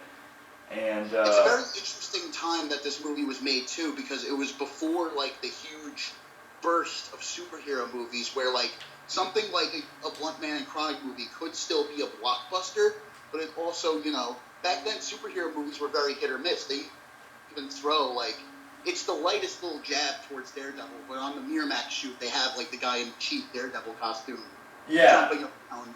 And they mentioned that Blunt Man and Chronic, they mentioned basically what actually happened. X-Men was popular, so everyone started buying up as many comic book properties as they could. And Miramax got a hold of Blunt Man and Chronic. So I like that, again, for as much as Jay and Silent Bob don't have their finger on the pulse, it's like, Kevin Smith, you know, like I said before, we do have to give credit. It's like, he did have his finger closer to the pulse of what was going on, at least in comic book Hollywood, you know, than, you know, I think most people would say. Yeah. I think it's a smart way of going about, like, well, here's something Kevin Smith's been thinking about. You know, here's how he's going to integrate it into the plot to see what you guys think about it, you know? Yeah. But let me go take another piss real quick. Gotcha. We left off at the dream sequence. So they wake up. Jay wakes up, and it's a funny little moment because he's like, "Do I have any stitches?" And he's like, he thinks it really happened, and then they notice, huh? He's like, "I'm pretty hungry. We gotta get some breakfast." Yeah. His line delivery is fucking hilarious. Man, I'm getting hungry. We need to get some breakfast. Some breakfast. Oh yeah. Leads into the obligatory. I shouldn't call it obligatory, but like movies, like it's kind of expected that we need movies something in a Kevin Smith movie. Especially like after Dogma, because I don't really remember movies much before Dogma. I think it was introduced there, unless it was like vaguely referenced in. I don't think it was referenced in Chasing Amy. So Dogma is like, movie The Golden Calf. Yeah, and so they reference right there. So they go in there, and he sees the little internet thing, and I love that thing. The fucking monitor is in Movie's stomach. It's like the most unappealing looking computer. But again, like in the new age of the internet, it's like you would see Goofy. Like there's the meme I shared on the Fresh from the Facebook group. They have like Shrek monitors back then and stuff like that. Like Goofy little, hey, customize your computer monitor with this. Yeah, like you would have a Ronald McDonald standing there with a computer in his stomach, Like some fucking Lovecraftian or like some horrid eldritch being. Like he has a digital fucking monitor hanging out of his body. Yeah. But this is a great moment. This one, you could pinpoint like some of the most quotable moments in this movie, and this is one that gets, especially if you've seen Kevin Smith live, this is a reference that gets thrown out a lot, which is like, "You are the ones who are the ball lickers." Yeah. They're a big reference to the movie Poop Shoots. That gets shouted out a lot because seeing Kevin Smith is a very fun thing because you get a lot of cool stories out of it. You meet a lot of cool people. But then you also get the drunk guys who just yell the references out, and Kevin Smith just has to kind of ignore while he's going through his act. Yeah. But I've seen Kevin Smith twice. One was just a regular speaking show, and then the other was like a speaking show plus, we're going to watch Jay and Silent Bob reboot. And the first time I saw him, like there was just some drunk guy in the back of the room the whole night. "Snoochie Boochies! Snoochie Boochies!" Screaming. Damn. And I really I hope I get to see him live again and eventually ask him a question. It's like, I want to know, does that shit make him laugh, or does it at this point he's been in the game so long that it must be hard to throw him off from, he's such a professional speaker, Yeah. I want to know if that genuinely presents a challenge to him or if he just finds it funny. Because I find it kind of annoying. I'm sitting there, I'm trying to hear what the guy's, this was, right after he had the heart attack, so he was going through that whole story, and this was, I think before his Joe Rogan appearance, so it's this story was, pretty much new to me. I'm trying to hear this. Yeah, so I love his little, feeding the trolls, basically. We are going to make you eat our shit, and then shit out our shit, and then eat your shit that is made of our shit that we made you eat. He has just no internet comment etiquette at all. It's just, it's exactly what you said, just fueling the fire, whereas, nowadays this would turn into, an 1 million comment thread. It's this would probably be Jay's entire night nowadays. Yeah, seriously, just feeding the trolls. Instead of just ignoring it, just feeding the trolls. Which is funny, because that's another thing that this movie was sort of, a lot of people didn't know about this kind of stuff. And it is rampant today. Comment sections and... Nowadays, that it's funny that back then they're like, who would do this all day? It's you'd be surprised. Give it 20 years. Yeah. We're going to be ranting about Star Wars. We're going to be ranting about Marvel. We're going to be... And surprisingly enough, again, Kevin Smith has kind of just taken this stance from the get-go. That's he just enjoys the media. You know what I mean? He just enjoys what he's given. So I think, this is kind of like the starting of that, where it's like he's of course one to take shots at Hollywood, of course. But again, it's something I mentioned before, that this movie is never, I can't call it mean-spirited. It definitely roasts Hollywood a lot. Like I said, it gives it a couple of kicks to the groin, but it's not like a major fuck you Hollywood fest. Like, yeah. There are definitely other independent movies out there that, like, completely demolish just the concept of Hollywood movies, like, And completely shits all over it. I think what really helps this feel more like everyone's in on the gag and it not being mean-spirited big fuck you to Hollywood is the fact that so many Hollywood people are in this movie willing to poke fun at themselves, especially in the later half. Willing to get the pie in the face, basically. Yeah. That's what brings it, like, away from more of a berating, and it's more of like a light ribbing. Like, they're like nudging Hollywood in the ribs, like, like, listen, we know you do this. Like, come on, like, you could laugh with us. And I totally agree, especially, obviously, once they get to Hollywood, it gets fucking rampant with not only just, like, the cameos, but, yeah, the references, and again, just, it's exactly what I said, the light ribbing. Definitely. So this is where we get introduced to Justice. She walks in and Jay Caesar has a fantasy moment and is playing Bon Jovi. Your love is like bad medicine. Bad medicine is what I need. You know what? I am not a fucking fan at all of the hair metal scene. But god damn it, if a lot of that shit isn't catchy as fuck and I don't find myself goddamn singing it a lot.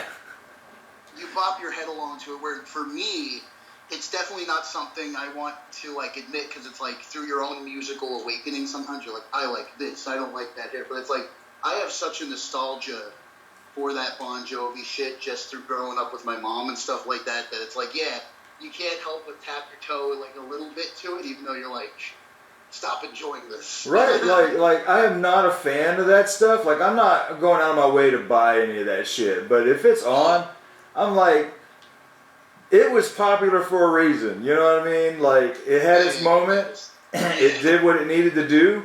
And god damn it, if that shit, a lot of that shit wasn't catchy. Like, I'll still, to this day, I'll say, out of any of those bands, Twisted Sister to me are like top tier. Like, they're the ones that I'm like, these guys were in on the joke. They fucking got it.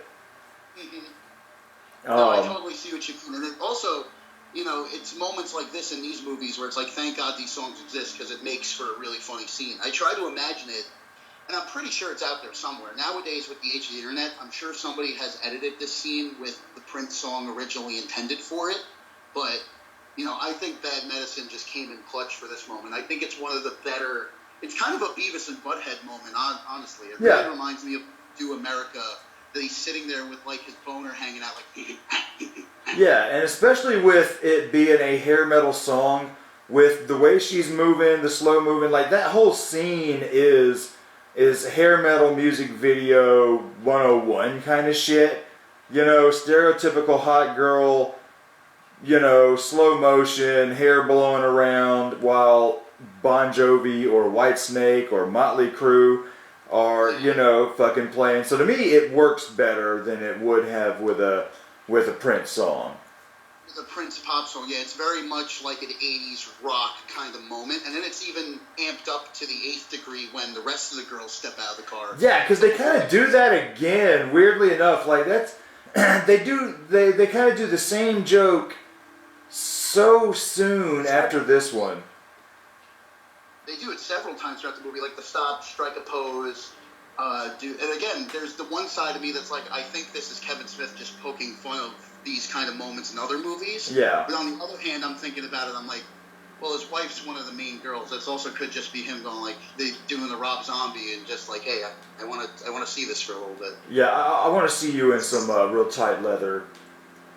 And two moments I like about this Bad Medicine moment is I like how Jay is able, like, to step out of his own body, basically, and enter his own, like, fantasy, where he's staring at Justice while also walking towards Justice. Yeah. And making out with her. Yeah, they start making out, and then it cuts, and he's just, like, making weird faces to her. And then there's the other great gag where it's like when Silent Bob puts the cup over his junk, it literally muffles like his dick was the radio. Yeah. And it's the bad medicine. Yeah, and then the dude, I think it just filled the cup. Yeah. That's kind of like more where the whole scene was leading up to, like, that punchline. Dude, I think I just filled the cup. Yeah. Oh. No, it is important because this is where we get introduced. Like, what were their names? Their name was like Missy, Chrissy, or something like that. Yeah, Missy, Chrissy, and something else. Another Issy. And then there's just Jussie. Like, your name doesn't even fit the rhyme scheme. Yeah. So, it's such a weird... I've always been like, this is a weird sort of relationship blossoming, but at the same time, I can see this being kind of making fun of shit like this in other movies, where in real life, there's no way a motherfucker like Jay, the way he talks, this girl is gonna be falling for that shit or being into it, you know. And you see that in a lot of these stoner comedies like that, where you've got this girl and the guy that should not be together, but they do it anyway. And it's definitely apparent in, like, the early Adam Sandler comedies at the time, which I think, you know, those were kind of like, at the time, those were like the big moneymaker movies. It's like those were like the big comedic stars of the time, and then there's movies like this and all the others that are like, well, we need to do something like that or our own spin on that. But I think, again, Kevin Smith was very aware, again, of how unrealistic something like that was, that there is that moment before they do the big heist where, you know, Jay calls them a bitch again, and the other, like, Chrissy or one of them is, like, about to deck the shit out of them. And it's like, it's a very earnest moment where justice, it's like, it's not played for a gag or anything. It's just like, well, you know, has it ever occurred to you that women just don't like being called bitches, Jay? Then what am I supposed to call you?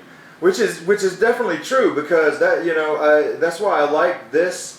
Because you could look at it like it's weird that it doesn't fit, but I think the fact that Jay the dude's never been around a woman, you know, so he's just talking the way he knows how to talk.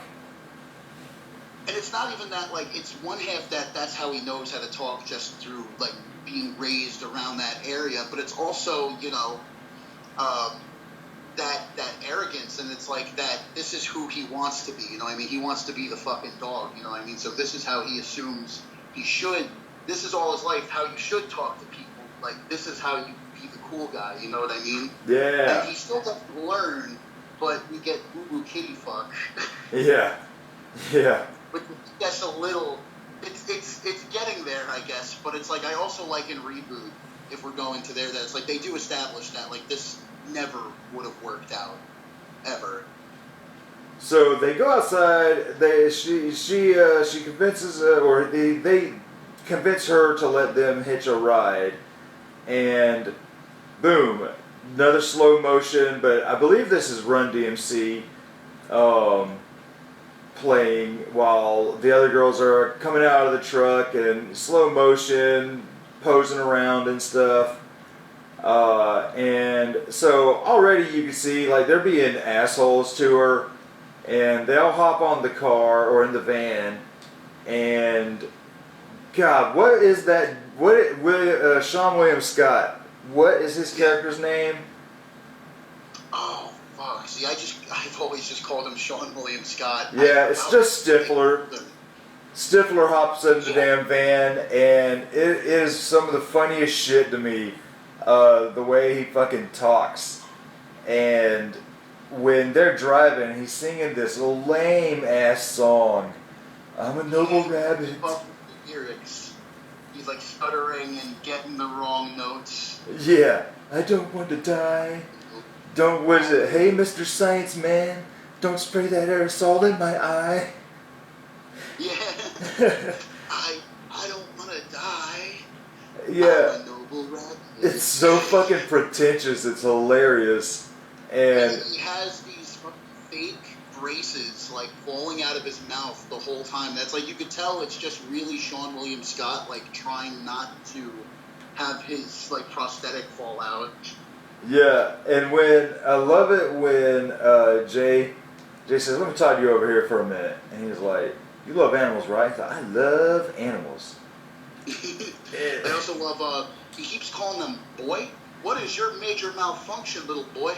Yeah, I love the way he says that. What's your problem, little boy? Little boy?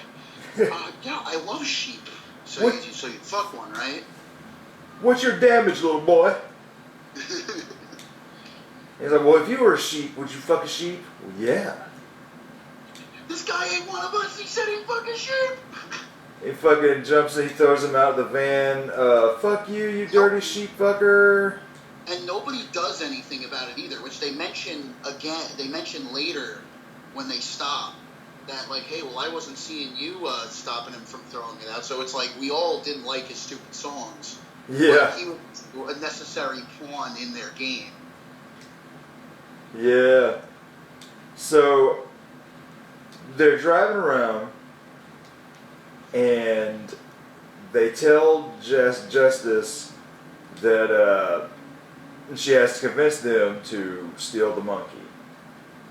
And it takes no convincing at all. And he's like, hell yeah, anything for you. I was just thinking, he goes, I'm gonna get some pussy for stealing the monkey. Yeah, and then like he's like, so you like animals, huh? Do you like snakes? Well, if it's not cuddly, I still like the animal. He's like, what about trouser snakes? She's like, ooh, what's a trouser snake? She's playing it so like not naive and unaware. Yeah. It's like any other the situation would know exactly where this is going. Yeah, so Devil pops up on Jay's shoulder. And he's like, yeah, man, she fell for it. Go ahead, fucking whip your dick out. And then another devil pops up. Yeah, this is normally where the angel would come, but we bitch slapped that motherfucker and sent him packing. And I was about to say that this is like another moment in other comedies that, you know, classic. It's been done time and time again. But I think that alone right there is what gives it that extra punch. yeah, and the fact that everyone is watching him and they're aware that this is happening to him, and they're like, what the fuck is going on here? Talking to yourself? And I like it when the angel comes back and slaps some fucking sense into him, but the angel is talking as dirty as the devils are, but it's funny as shit because like he's got the goddamn beat marks all over his face, but then he's like, if you'll excuse me, there's some fucking sucker punching devils on it, I need to go whoop their ass. So it shows that his angel is a badass too. And I just love that he shows up late, but the first thing he says is like, Jesus loves the children. Yeah, Jesus loves the little children. That gets me to fucking crack up every time. He's like, look at Silent Bob, see what he thinks. And yeah, Bob's like, no, don't do this.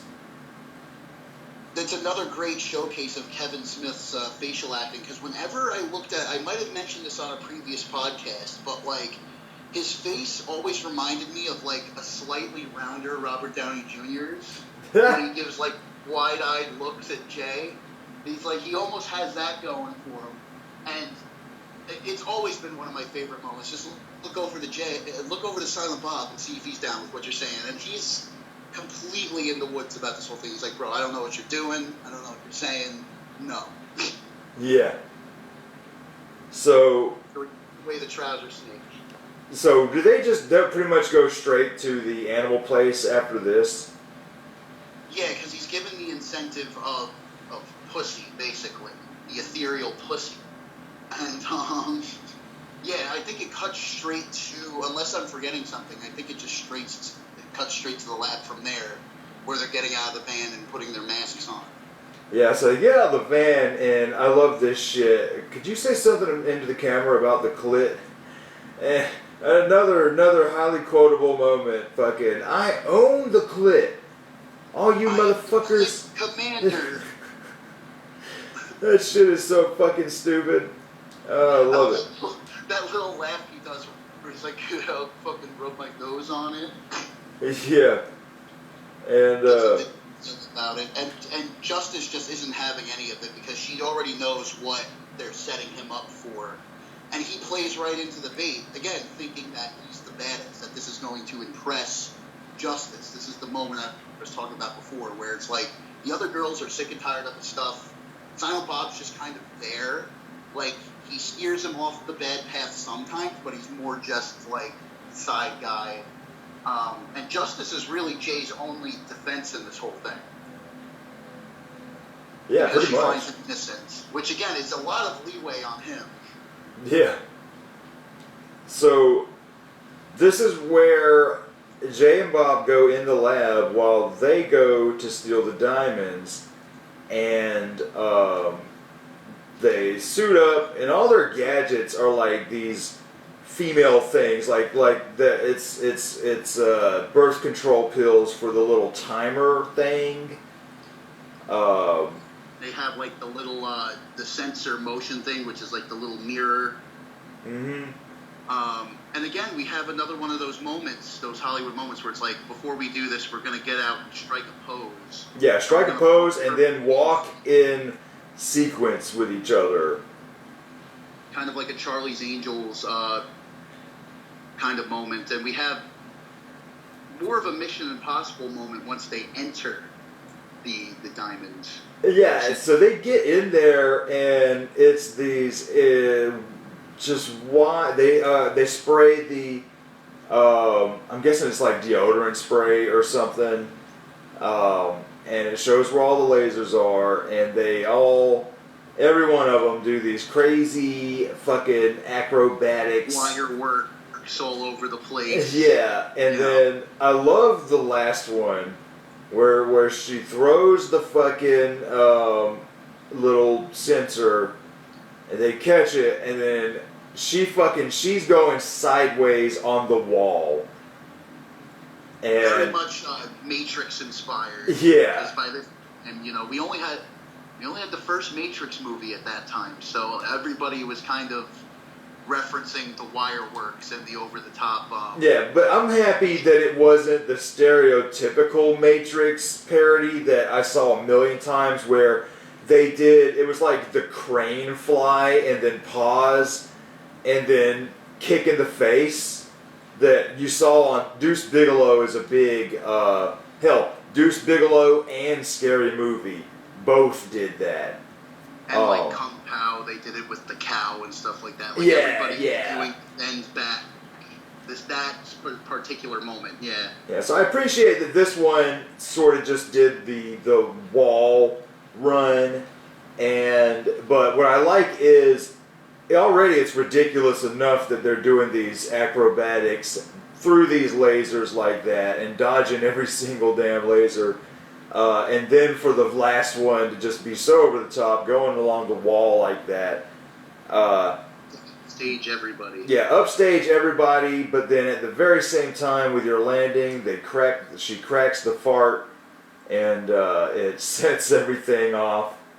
And I think that mirror thing, they were saying it's like, for some reason they have to stay super quiet. Yeah, it's like the sound. It's sound censored, so we have to be very quiet and sneaky. And of course, she completely rips ass. They chose like the most like disgusting, gross sound effects. And again, it's exactly what was said in our response section. All that hard planning ruined because of a fart. Yeah, and so they're running out of there, all frantic, and. So then we cut to they put a bomb on the van and then get out of there. So then we cut to Jay and Bob. I love it when they are running toward the lab and they're rolling around and fucking just moving back and forth and shit. And then we get the Silent Bob Batman gadgets. Those come back.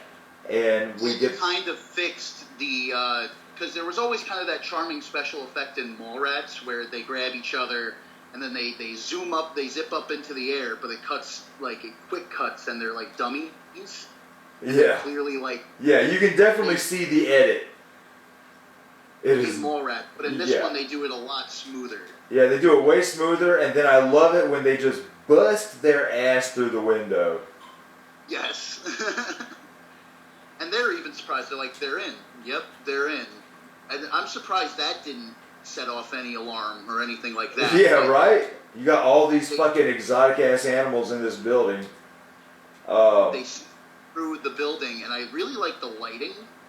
We don't typically talk about lighting, but it stood out to me that there's, like, these cool kind of sci-fi greens in this place for some reason, where they're testing the monkeys. Yeah. Another detail I want to point out, speaking of Easter eggs, because it's very prominent in this moment when they're standing outside the animal place, is that Jay has been wearing a Berserker shirt this whole time. In the first movie. It's the Russian guy from the first movie pretending to hold the mic, and it says Berserker. Would you like to making fuck Berserker? And the reason why he's wearing that is just because at the time,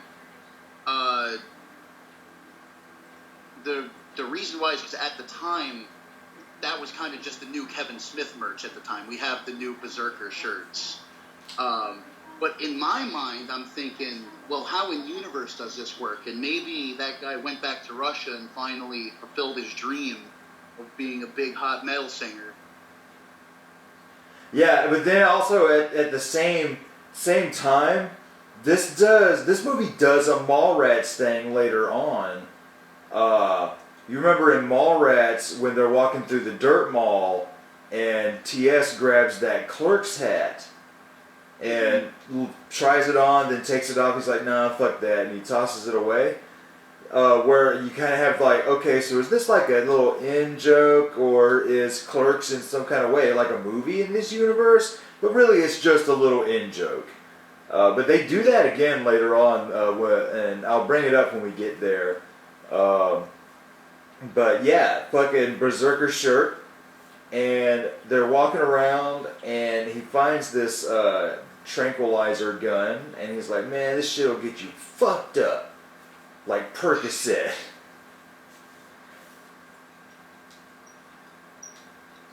Then we get to the point, I'm pretty sure they let all the animals free, right? Yeah, because they were just going to take the monkey. They find the monkey, and Silent Bob falls in love with it, and Zane's like, you know, we need to just let all these animals out. And I like that scene, man, where fucking,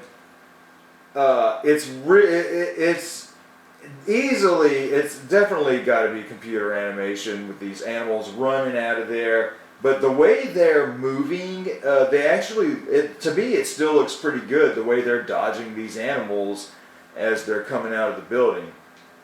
Yeah, it's not a bad effect at all, really. And again, it's something I would call a trope. All the animals are all free and they're going wild. But yeah, like you said, it's done in a way where it's not apparently, like, noticeably CG. You know what I mean? It's a little dated. It's still really well done. But the part I was thinking, this is one of my favorite gags in the whole movie is, so they need to make the quick, daring escape. So they run to the van, and it bursts into flames. They jump back, of course, big Hollywood explosion. And we have this, like, streetcar named Desire moment. Yeah. Where he kind of fiddles for a second, and then he does the big, Justice! And I love the orchestral choir, because do you know what they're saying? That's what I was just saying. The justice is dead. Or so Jay thinks. Is that what they say? Yeah. Fucking love the shit out of that. That's crazy. See, now it makes me want... I just watched it today, and now I want to go back and perk my ear up. Yeah. Because I always heard the justice is dead part. Yeah, and then after that you get the or so Jay thinks. Fucking hilarious.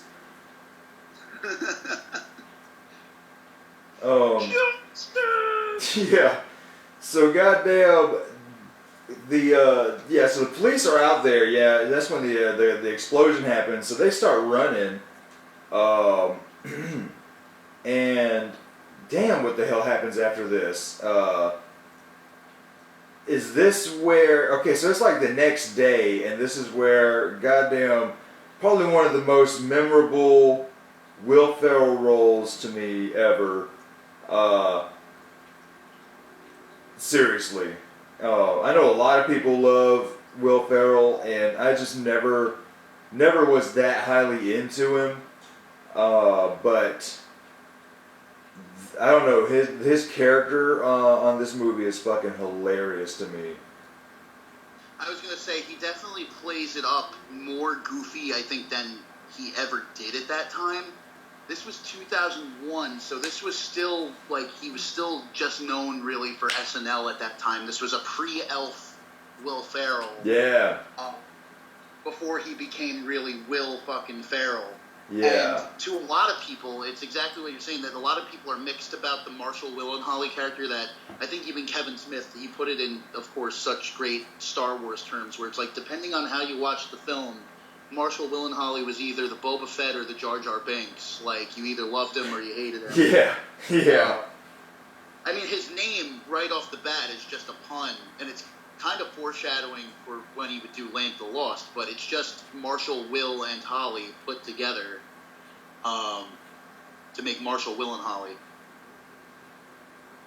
Which, I don't get that reference. Yeah, it's a very timed reference. So I get the name as Will and Marshall, Will and Holly, but Yeah. what is that a reference to?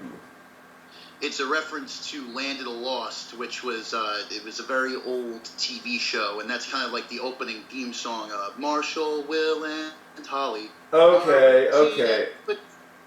And then what I found pretty funny is that years later, we then see Will Ferrell starring in the Land of the Lost adaptation. Yeah, see, I never saw the original Land of the Lost. I always saw the early 90s version that Nickelodeon used to play reruns of. That's the Land of the Lost I'm familiar with. So yeah, I damn sure did not get that reference. Yeah, the reference tends to go over a lot of people's heads. I didn't realize it until I watched the movie with commentary on, or Kevin Smith might have mentioned it in like a behind-the-scenes thing. But it is kind of, like I said, it is kind of neat how Will Ferrell's career kind of goes around. Somebody definitely had to have seen this movie and then kind of made the connection. But before, I think even, if I'm remembering correctly, before Marshall Willenholly is introduced, don't we have them sitting in that little valley, like, justice died because of you little fucking chimp, or something like that? And see, that's what I'm wondering. Is that's either right before or right after? I'm going to go out on a limb and say it was right after, because just right now, through my recollection of watching it today, I'm pretty sure it jumped straight to the next day, and because that's also when they decide to get the monkey with them. Because at first he just wants to kill it because he feels like, oh, this thing could be a super monkey. We get that. Yeah, he says this thing was tested on labs, and fucking I love Randall running and being captured by Planet of the Apes, and then Dante laying there, I wasn't supposed to be here today, and the damn monkey's eating his brain, and I love the fact that he says, "Start wearing our clothes." Yeah, I love the fucking So they're gonna build the city in their image. So you got a Jay and Silent Bob monkey in this Flintstones looking village, and fucking I love it's like a conspiracy out of the X-Files, Roswell style, and you have motherfucking Smoking Man in that fucking scene from the X-Files. Right fucking there. I was like, hell fucking no. It was another thing that's like, you noticed it like today. You know what I mean? Mm-hmm. Holy fuck, there he is. But that's another fourth wall break right there. He looks dead into the camera, nods, Roswell style. Yeah. I also love the line delivery where he's like, Jay always gets away with the funny, like, odd delivery where he kind of lets, like, the final word linger a little too long, where he's like, only people as smart as me will be alive to bitterly cry. Yeah. And I just love that they keep the Jersey accent part. Damn you, swole to hell. Yeah. Right there, straight Planet of the Apes. Which, going back to that chasing dogma thing, because like I said, that's where this kind of originated. The monkey they introduced back in, of course, Mallrats, and that never did anything with. And then for years, they were just trying to figure out what to do with this monkey. So they threw it in this comic book. They threw it into that episode of the animated series with the fucking monkey going crazy. Oh, what's wrong with him? Nicotine fit. But this is where it finally comes to, like, full fruition. And they pretty much have the scene verbatim in that Chasing Dogma comic, except for one extra frame where they throw in a reference to the Tim Burton... No, actually, I don't think the Tim Burton fucking Planet of the Apes was out yet. But they had that moment where they have the Lincoln Memorial and the ape's head. And that for a small bit of time, Kevin Smith wasn't mad about it, but after watching the remake of Planet of the Apes, he's like, I don't know if Tim Burton realized this, but it's like, I did like the exact same thing in Chasing Dogma. So it kind of created this little media buzz for a little bit where Kevin kind of like, he was joking around with a publicist friend of his, that he was like, oh yeah, I'm very mad about this. I want everyone to know about this. But then the dude actually ended up printing it, and he was completely lost. He's like, where's the tee-hee-hee? Like, I was laughing while I was saying that. There's no tee-hee-hee. And then Tim Burton got fucking pissed. Tim Burton responded like the most dead-ass response, like, I don't read comic books, and nor would I read anything by Kevin Smith. Which explains to me Batman. There you go. That's exactly what Kevin Smith says. He's like, well, that's why you have Batman fucking killing motherfuckers and tossing them down. Yeah, because I've seen him mention this story a handful of times, just like the giant spider from goddamn Wild Wild West, straight from his that Superman he was working on. Yeah, so this is a really fun little scene, and then I guess we see, okay, so, hell. So do we cut to them at the restaurant after this? So I think after that, so we have the big monkey sequence, then I think we're introduced to Marshall, Will, and Holly, and then I'm pretty sure we cut back to Justice and the gang celebrating their big heist. Yeah, so this is when the pizza man shows up and the classic porn scenario, like she got a small plane, but I'm looking for a thick Sicilian. Yeah. But this is the in reference that, so the 37 gag in some way, shape, or form has been throughout this movie. You know, this is the one I remember most, because I never noticed it until today, was they have a big sign up at their little house while they're celebrating and ordering the pizza, and it says, congratulations on like a successful 37th heist, or something like that. So this was their 37th outing as these criminals. Who knows when Justice became a part of their gang? I'm assuming it started as like the three in the rhyme scheme, and then she kind of like became in like a tag along or something like that. But that stood out to me today. That's their in canon, their 37th heist. I'll be damned. And then after that, that's now where I'm starting to get a little. Where do we go from there? Because that sequence of events I think happened one after the other, where they decide to keep the monkey. Now we need to introduce the threat of the wildlife, Marshall. The most dangerous animal known to man. And so I guess they're at the restaurant here, talking about getting to Hollywood, and it's on the news. This is when they find the videotape. And Jay and Silent Bob are they think they're terrorists, and they have that deep voice. we are the Clit. Here's the announcement from our leader. Yeah.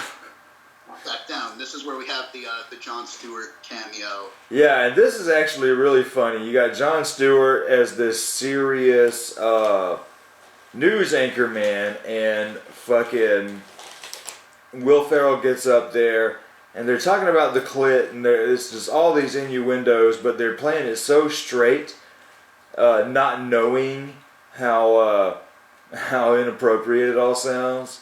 It's very immature, but it's like, again, Kevin Smith just has that way of going about it, and again, picking these actors who could keep the straight face while doing it. Oh, well, you don't want to rub the Clit the wrong way or anything like that. It's one of the things where it seems like so many other comedies would have failed so hard at something like this, but like somebody like Kevin, this kind of juvenile humor kind of brings on like a whole new life, I think, in the context he's presenting it in. Yeah. And again, I think it's because he treats his audience with a lot of respect, where a lot of movies just want you to kind of go along with the dumb character, like, yeah, he's dumb, but he's likable and stuff like that. Kevin Smith never really does that, where it's like he's always keeping you aware of, like, hey, this is what you shouldn't do. You know what I mean? Mm-hmm. He has a big respect for his audience that I greatly admire.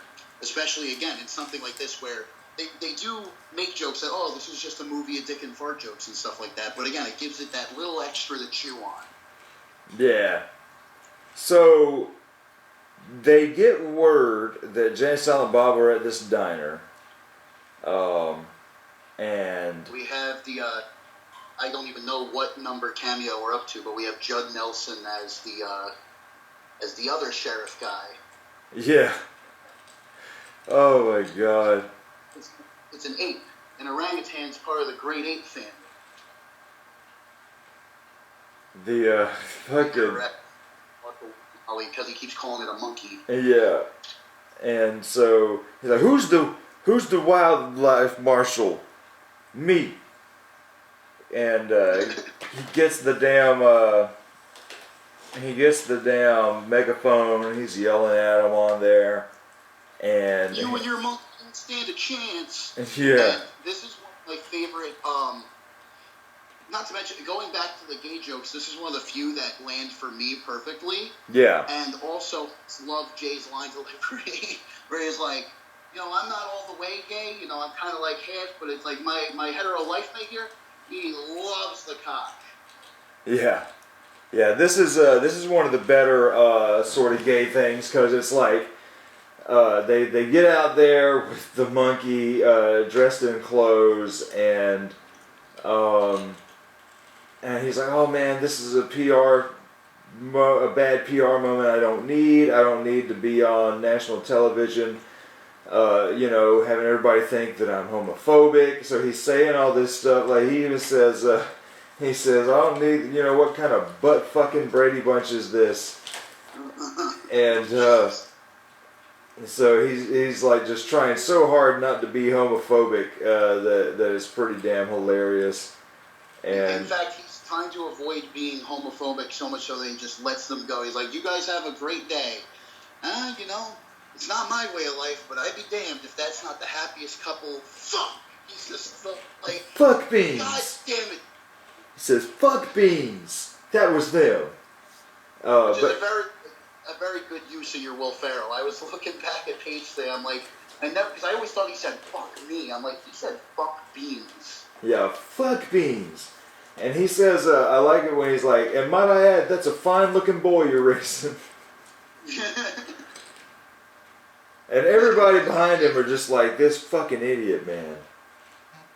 Well, yeah, no, and then we even get later into the movie, like, when he's not around, he's just the punching bag of the entire police force. Yeah, they're straight talking shit about him. They talk about that very moment where he's like, that's a fine-looking boy you're raising. But that's way long after he falls off the well. Yeah, so they're running, and they're shooting at him, and I do like the bullet effects. That, you see the bullets zipping by them and shit. As they are, it's a good chase. Yeah, as they're running, then they go ahead and they dive in the in the little sewer hole, and Bob gets stuck, which really he shouldn't, because that hole is mighty big, and when you see him get in the hole, you can see that he's still got a good bit of diameter of that hole that, you know. It definitely wasn't Kevin Smith at his heaviest. So Yeah. it's like, it is a little, but that's the thing, aside from the gay jokes, it's like Kevin Smith was always throwing the fat jokes at himself in there, especially when it comes to like Jay insulting Bob and stuff like that. Yeah. So, you know, we gotta have room for one, because he's always calling him Lunchbox or Tons of Fun or something like that. So now it's like, suck it in, fat ass. Yeah, so he pops on, he's like, just like Winnie the Pooh. And I love that fucking scream that Kevin Smith lets out, because he's like trying so desperately to like butter his way through it, because he's gonna get his ass blown off. yeah. And so they're walking, and then you get a little fugitive reference here. They're at the edge of the dam, little hole in the dam, and fucking goddamn Will Ferrell's just there talking about, you know, just let the monkey go, and the monkey just pulls Jay and Silent Bob over, and they're hanging there, and he's like, damn, they're good. What a daring escape. So he jumps off the damn shit, and I love the way this looks, because they're like, hey man, as he's falling, and like you see him turn around in the air. Yeah, he turns in the air in like a crappy green screen effect, but it's like, again, like self-awareness is something I've said a lot through this movie, where it's like, they kind of knew the budget they had, and it was played more for the comedic effect of, look at this effect, as like, the camera's not even moving, it's just a superimposed Will Ferrell, like, oh, fuck me! Yeah.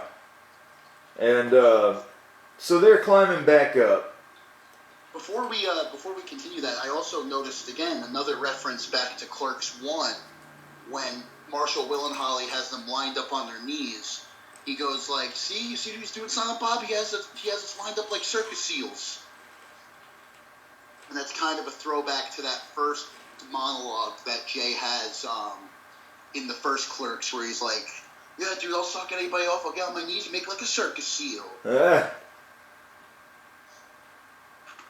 Something I picked up on today. It's like, it's a throwaway line, but I definitely could see, again, Kevin Smith nudging you like, hey, you know, that's a little callback. Yeah. This leads to one of my favorite moments, though, when they're at the top of the dam. Yeah, they get to the top of the dam, and this little station wagon picks the monkey up while they are distracted, and then they see the monkey leaving, and Jay's bitching and complaining, how are we going to find it now? You stole our monkey! Yeah. Hey! Yeah, so he's like, now what are we supposed to do? Da, da, da. And Silent Bob is just trying so hard to put it in Jay's head.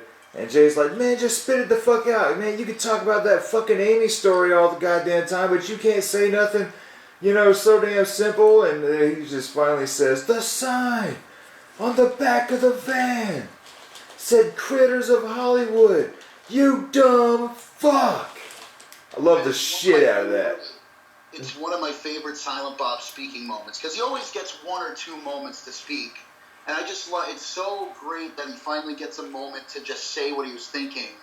And it's kind of weirdly foreshadowed early on, if you really want to think about it, because Holden mentions at the beginning, and it's like, this guy here feels so much pain. He's like, wondering, when, Lord? When am I going to be able to break away from this guy? I never even kissed a girl. I'm with it.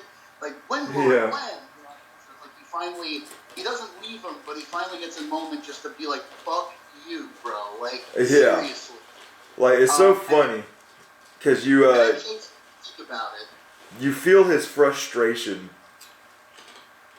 And as he walks off, Jay's still just a jerk and say it, don't spray it. Yeah, but it's so funny because he says it under his breath and after he walks away, because it's like he's embarrassed. And something, like, I knew that soundbite, weirdly enough, before I had even seen the movie, because in the early days of YouTube, back when like YouTube editing and YouTube poops were like really primitive, like there would be these certain sound bites. Like it would be something as stupid as, hey, we're gonna take like a SpongeBob episode and like fill it with curses. Haha, it's such a like, you know, it's very immature, but they would use the fucking, you dumb fuck! They would use that sound effect so many times that it's one of those moments that when I first saw it in, you know when you find the source of something you've heard for so long, and you're like, oh! Yeah. So it made the moment even funnier for me. So like, I had no idea that was Kevin Smith's voice. Another sound effect they always used a lot too is when Bob is trying to like sign language. You gotta take a shit. Yeah.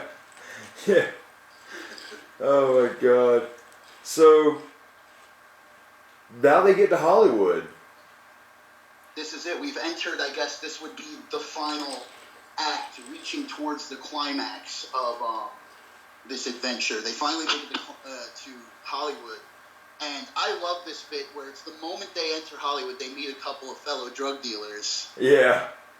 They meet like the Cali-in version of them, played by Tracy Morgan. And I'm not sure who the other guy, the Silent Bob clone is. Yeah, I don't know either.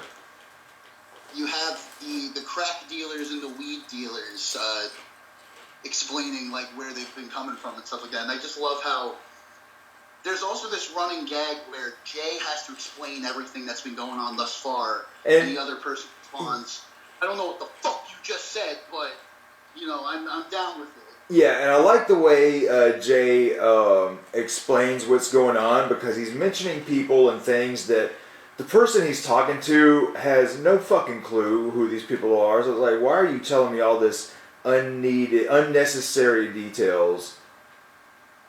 And calling them, like, I don't know if he uses the Boo Boo Kitty fucking nickname, but it's like he already doesn't know these people, and you're also referring to them in a way that he would have no... It's like, and we also got... No, I think he says, we gotta get my dead ex's monkey back, or something like that. Yeah. Man, I don't know what the fuck you just said, but you touched me. And so we get a funny little broadcast talking about Jay and Silent Bob and how they're on the run. And they cut to, I keep forgetting who this lady is, this reporter lady. And she's in front of the Miramax. It said in the credits that her last name was Asner, so I'm not sure if she's related to, you know, Ed Asner or anything like that, or she could just be some random actress. I have no idea. On this one, I'm completely off the pulse on who this actress is, but I remember in the credits, she, like, her last name was Asner, so possible connection. I could be wrong.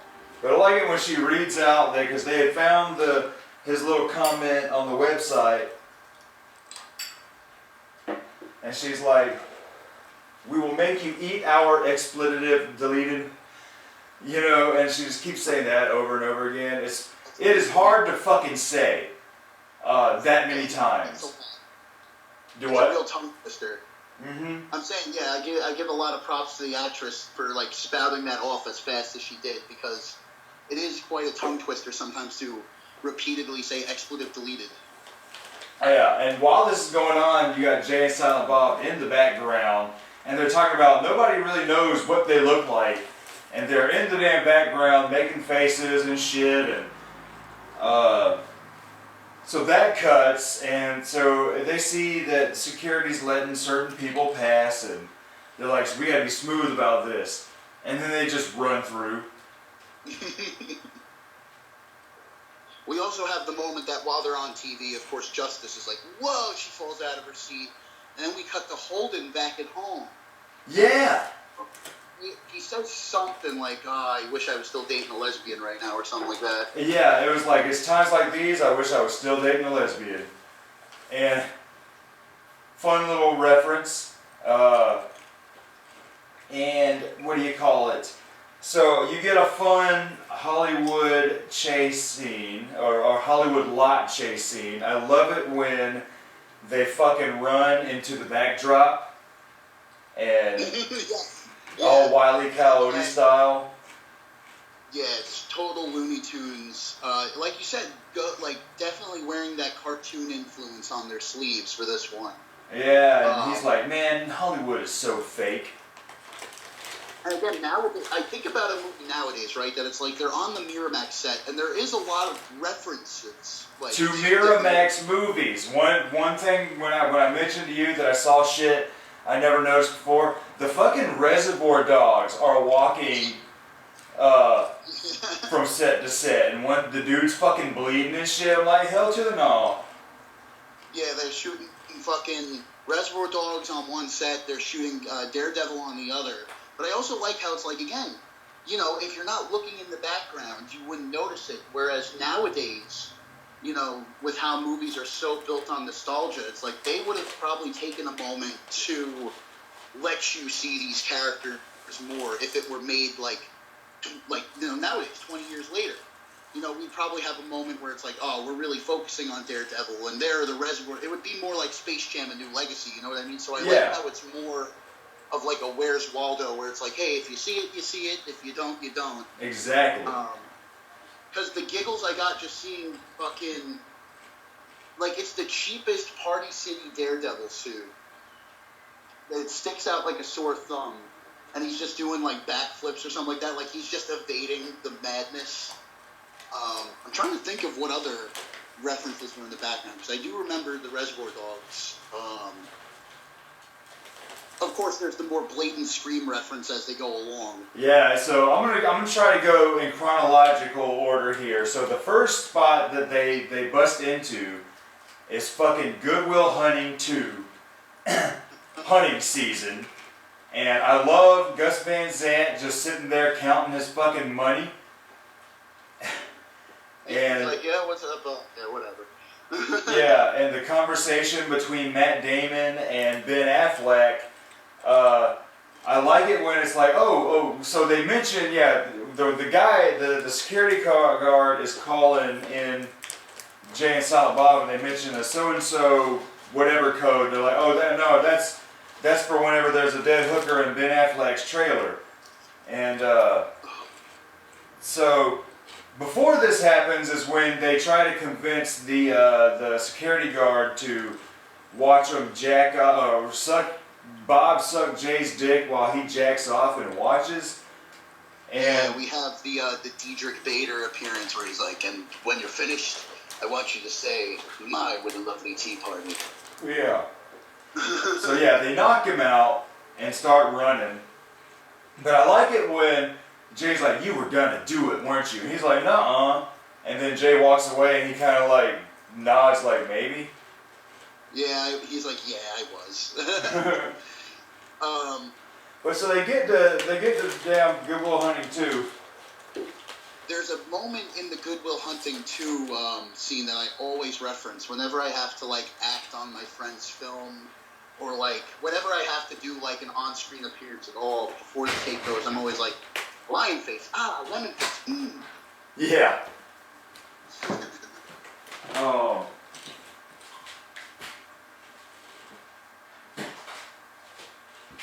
Now, this is surprising, though, that it's like, I don't think I've ever seen, I've caught it on TV a couple of times, but I've never actually watched Good Will Hunting in full. Yeah, neither have I.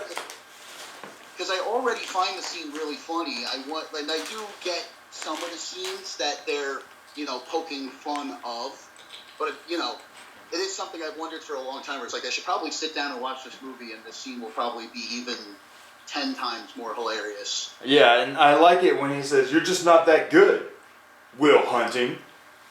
Yeah. They have a little high five.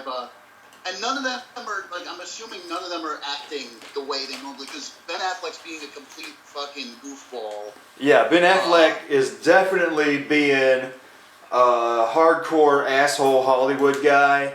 And this is where we get that sort of, like I said, there was the moment in Mallrats where you've got the Clerks hat.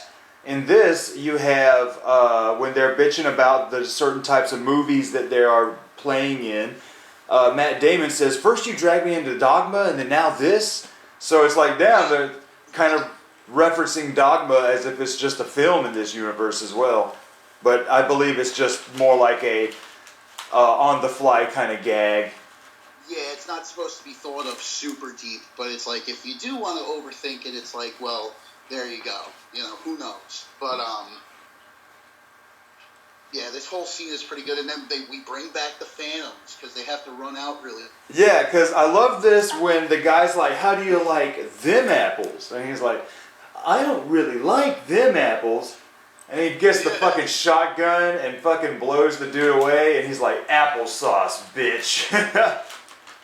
That's great. I've always wanted a T-shirt, applesauce bitch. But again, that was that moment where I'm like, you know, I should probably see this movie if I'm referencing the parody of it.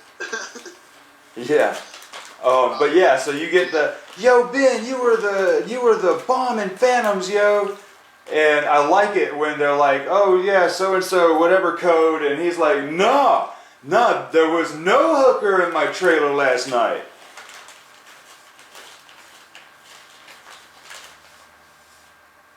But Whenever he could, like, just taking the jabs at Ben Affleck and roping Matt Damon along with it.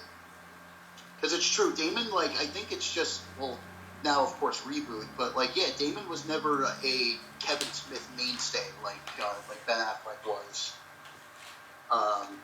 So it is cool that he's able to get him in on these appearances and stuff like that, because it also just, what I've been thinking about is all the controversy that kind of went around at that time of Good Will Hunting, that there was always that question of like, well, who really wrote the movie? You know what I mean? Especially when Ben Affleck and Matt Damon were first being figured out and being, discovered as these Hollywood actors and stuff like that. There was always that running joke in a lot of different media at the times where it's like, yeah, come on, we know you didn't write that movie. We know there was a big rumor going around that Kevin Smith ghostwrote it until he shot down those rumors and stuff like that. So it is a very interesting time in not only just Kevin Smith's career, but that whole world of people. yeah. But what's the other set? Like, is it from there they go on the Scream set? Before we get to the next scene, let me take a piss. Gotcha, I gotta take a piss as well, too. Right on.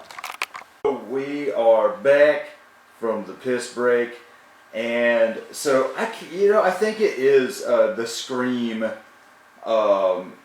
bit after this because they run in and they're making a new Scream movie, and what's so weird to me is the fact that in Jay and Silent Bob Strike Back we get Wes Craven making a new Scream, and strangely enough in Wes Craven's Scream 3 we get this random ass out of nowhere Jay and Silent Bob cameo. I had heard about that. I remember when we did the Scream episode, I had said that it's like that was really my first time dipping into the Scream world. So it's like I didn't even really know about that until much later. Yeah, it makes no sense at all in Scream 3 at all. It kind of makes Scream 3 like part of the universe, but not really. You know what I mean? It just kind of weirdly sticks out. Yeah, it throws down this weird Saint Elsewhere kind of connection where, so the events of Scream are technically happening while the events of the Universe are happening in the same universe, but at the same time in the Universe, Scream is a movie. So then, would you think that they're not really making, if this is in the Scream universe, this isn't Scream that they're making, it's a new Stab movie that they're making. They've walked in on the set of a new Stab movie. It also makes sense too because it's like it's not like a Nev Campbell cameo or anything like that. Like it's not Sidney revealing like, oh, let's see who the killer is. You know what I mean? Yeah, it's Shannon Doherty. Yeah, it's which it seems kind of weird, right? That we're going for the Scream reference. We have the Wes Craven cameo, but we're also going kind of like a Mallrats reference as well. That's like, hey, Shannon Doherty's back. It's like I know Shannon Doherty's an actress and she's not just attached to Mallrats, but you get what I mean. It's like obviously she's back because she's part of the Kevin Smith lexicon in a way. Yeah. You know what I mean? Definitely. Fucking Miramax, cut! Yeah. And he's like, what? The audiences love monkeys. And then you get one of my favorite bits when they get thrown in the room with James Van Der Beek and Jason Biggs. And, oh, you're the pie fucker. And he's like pissed off. He's like, see, fucking, that's all I'm ever going to be. Nobody says, hey, you were great in Loser. And fucking James Van Der Beek is just like, well, dude, you fucked a pie. What'd you expect? And then he's like, oh, you're the Dawson. Hey, man, how's Pacey gonna steal Joey chick from you, man? And I love the shit out of that. And it's like, you wouldn't expect Jay to be a Dawson's Creek fan. He's like, you actually watch that show? He's like, yeah, man, for Joey, man. And I never made this connection before, but so we went from a Scream reference to a Dawson's Creek reference. Kevin Williamson. So we're still towing that line of the Kevin Williamson, Kevin Smith universe connection. Yeah, weirdly enough. Straight up. Like this weird anomaly in space and time where these two timelines are somewhat like interspersing with each other, but also breaking out of the fabric of reality. Yeah, and so I like that. Say what? There's like a cooler sci-fi movie within this weird, like, non-traversy. Mm-hmm. And so I like that. James Van Der Beek is about to tell a story about him and either Katie Holmes, basically. He's like, well, there was this one time, and I can't remember what distracts him from it, but they start arguing, and fucking Jason Biggs calls him Pacey, and as Jay and Bob start to huddle, and he's like, man, why are they huddling all gay like that? Yeah, he's like, well, what are you talking about? Why is everything got to be gay with you, man? This is gay, that's gay. And he's like, well, it's just a gay huddle. And somebody's got it. Do you see what I mean? There's also a great moment that Jason Biggs says, because he can't keep up with the names. He's like, oh, yeah, I'm Silent Bill, and Jason Biggs plays Ray. And he's like, dude, did you read the script at all? And Jason Biggs is so baffled by the idea of this movie having a script that, like, he can't let it go. James Van Der Beek's, like, talking all over the map about all the different problems he has with Jason Biggs. But he's like, wait, hold on. This thing was written? There's a script? Yeah. So I love that moment. The monkey kind of takes them out for Jay and Silent Bob because they're too busy, like, trying to figure out what to do. Yeah, and so what I like is, so with Biggs always getting the names wrong, he calls Dawson Pacey, and in the background you hear fucking James Van Der Beek say something like, well, you could at least call me by the right character. I didn't even notice that little bit of background banter. So again, it's like, it's very, I don't want to use the word layered, but again, it's like, it's very aware. Yeah. Just meta as fuck. Meta as a motherfucker. For people listening along, by the way, take a shot whenever I say, you know what I mean, or take a shot when I mention self-awareness. Yeah. It'll be a good time by the end of this cast. Yeah, so they get fucking, they get knocked out by the monkey, and the security guards banging on the door. We heard that they came running in here, and fucking Jay's like, no, we beat those guys' asses. And but so, don't come in here because we're naked. Yeah, we're naked. We're butt naked in front of each other. Okay, then. It's just like, we'll just wait here until you guys are. Yeah, and so, boom, it's time to be on set. They throw on the Blunt Man and Chronic gear. And I've always loved the Blunt Man hat, that it's just the backwards Silent Bob cap, but the bat ears are just too funny. Yeah, the bat ears are hilarious. I like how Chronic. I believe Jay is the Chronic.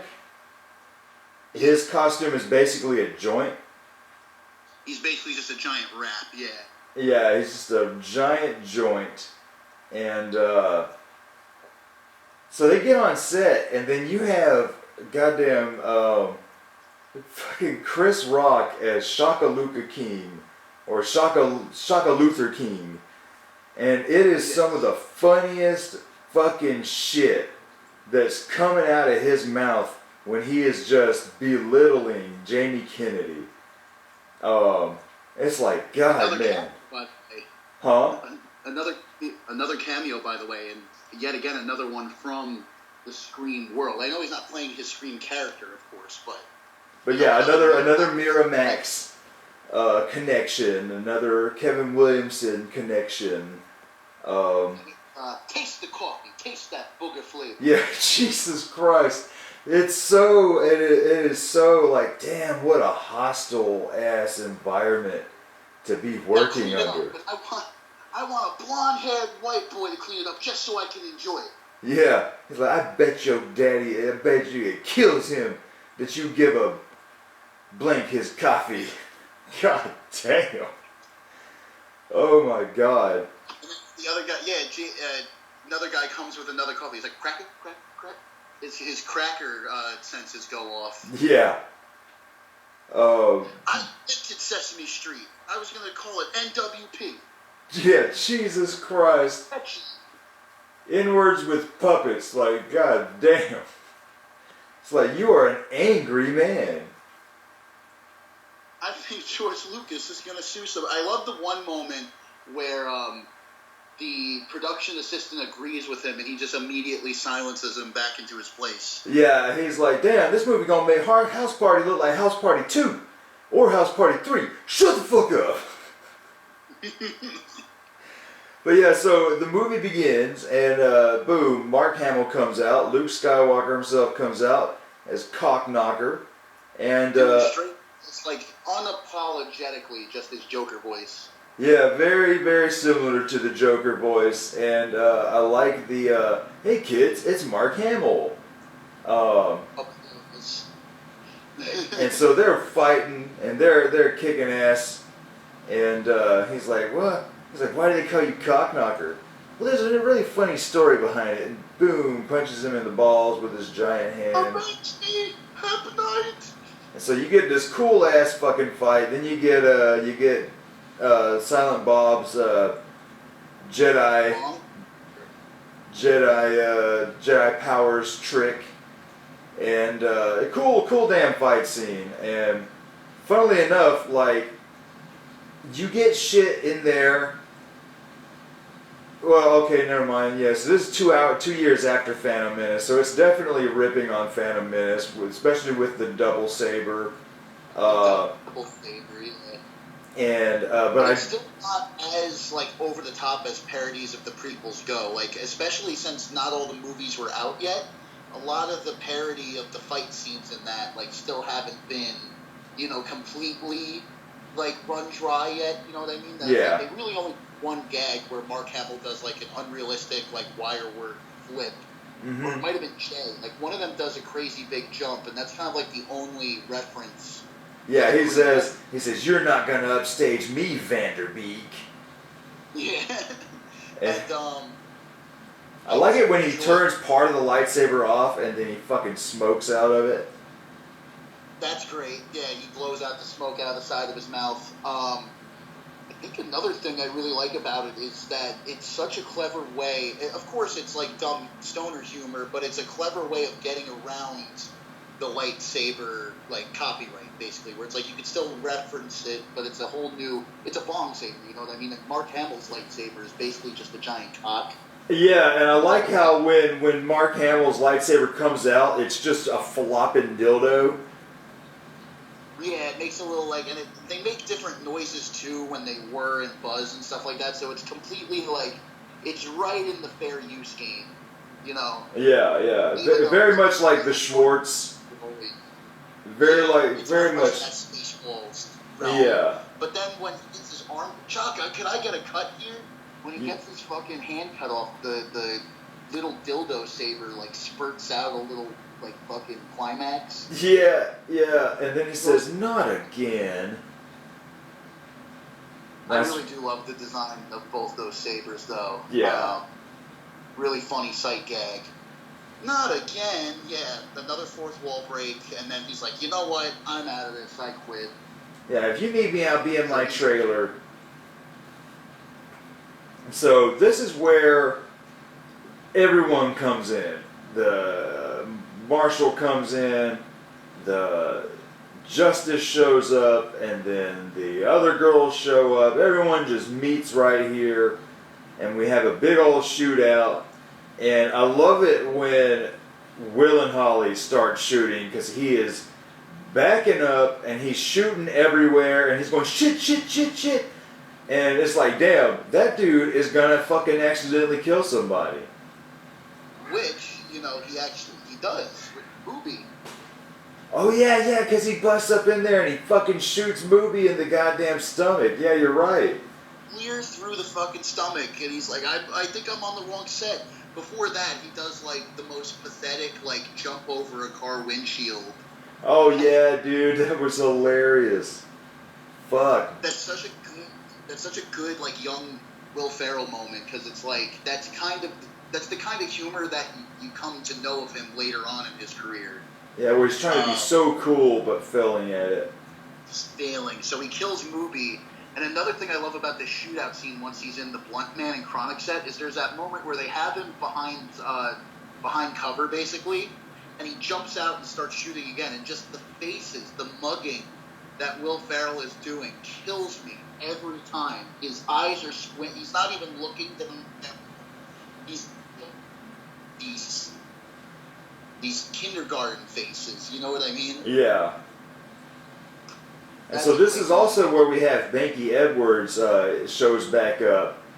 And so during the shootout, Jay's trying to get it across Banky about how he owes him money. And then Kevin comes out there and starts talking all these copyright laws and stuff and all this, just smart as hell. And I love it when Kevin, when Bob is finished talking, Jay's just like, yeah. Yep. I knew everything he just said.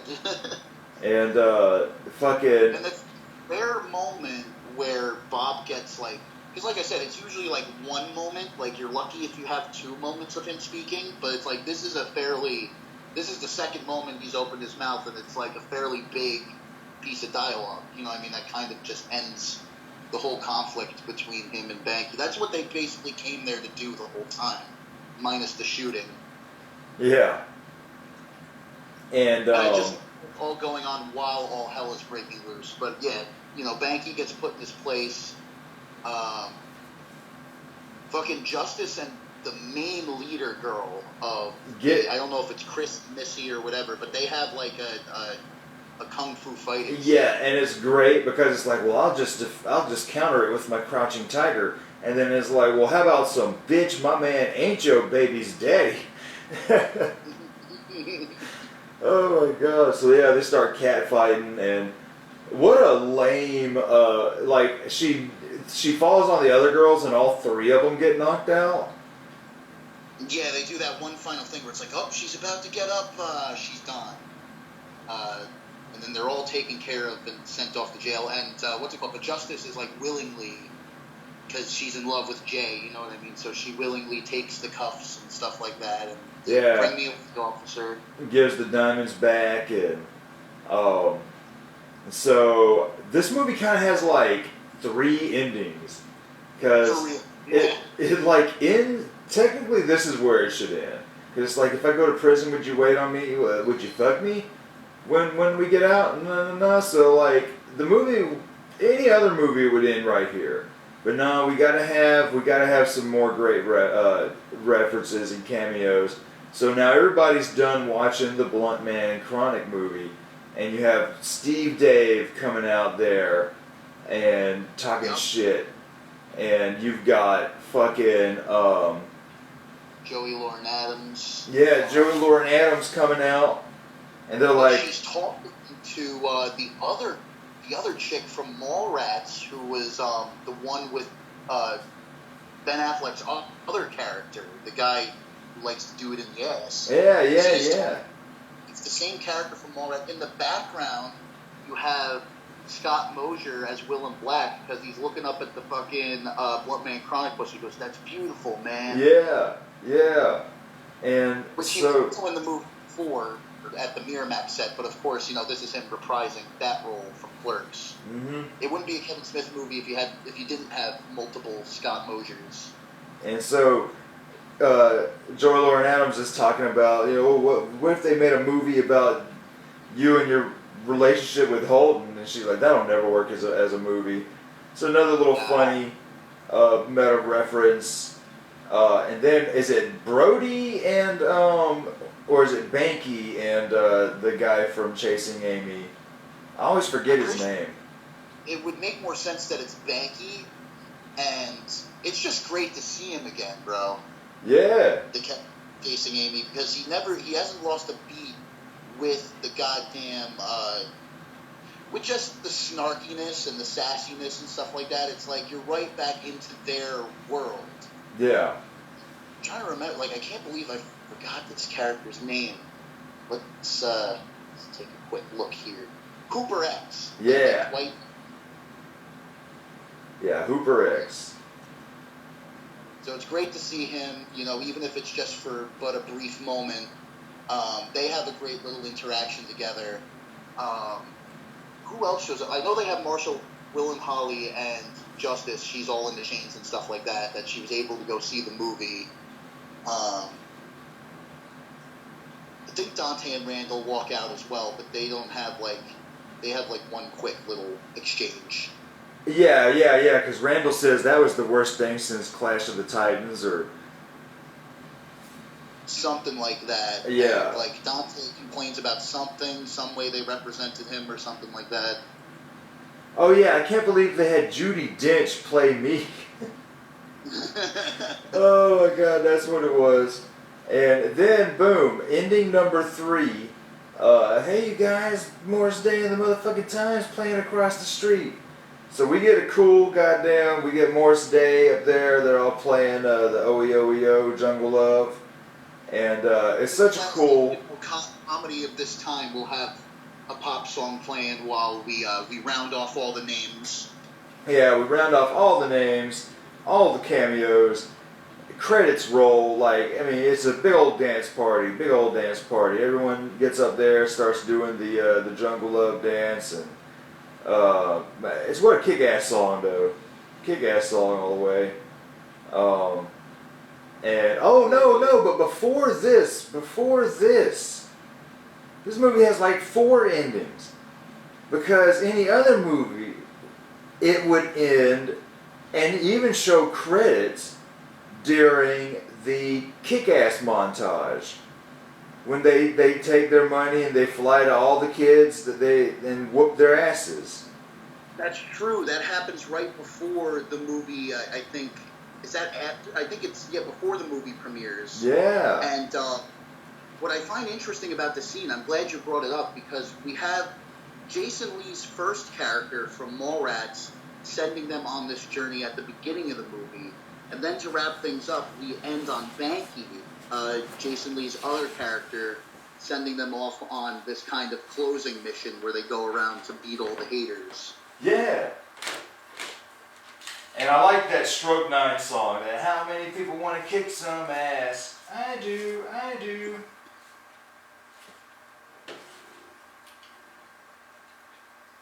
What a great way to end on. And again, such a petty thing that's most of these people that he's knocking on the door, they're little kids. They're spending all the money they just worked so hard to get on plane tickets. Just to beat up some kids. And there's one office guy who's just he holds them off for a second, and he's having this really ridiculous fall. Yeah. Yep. Right.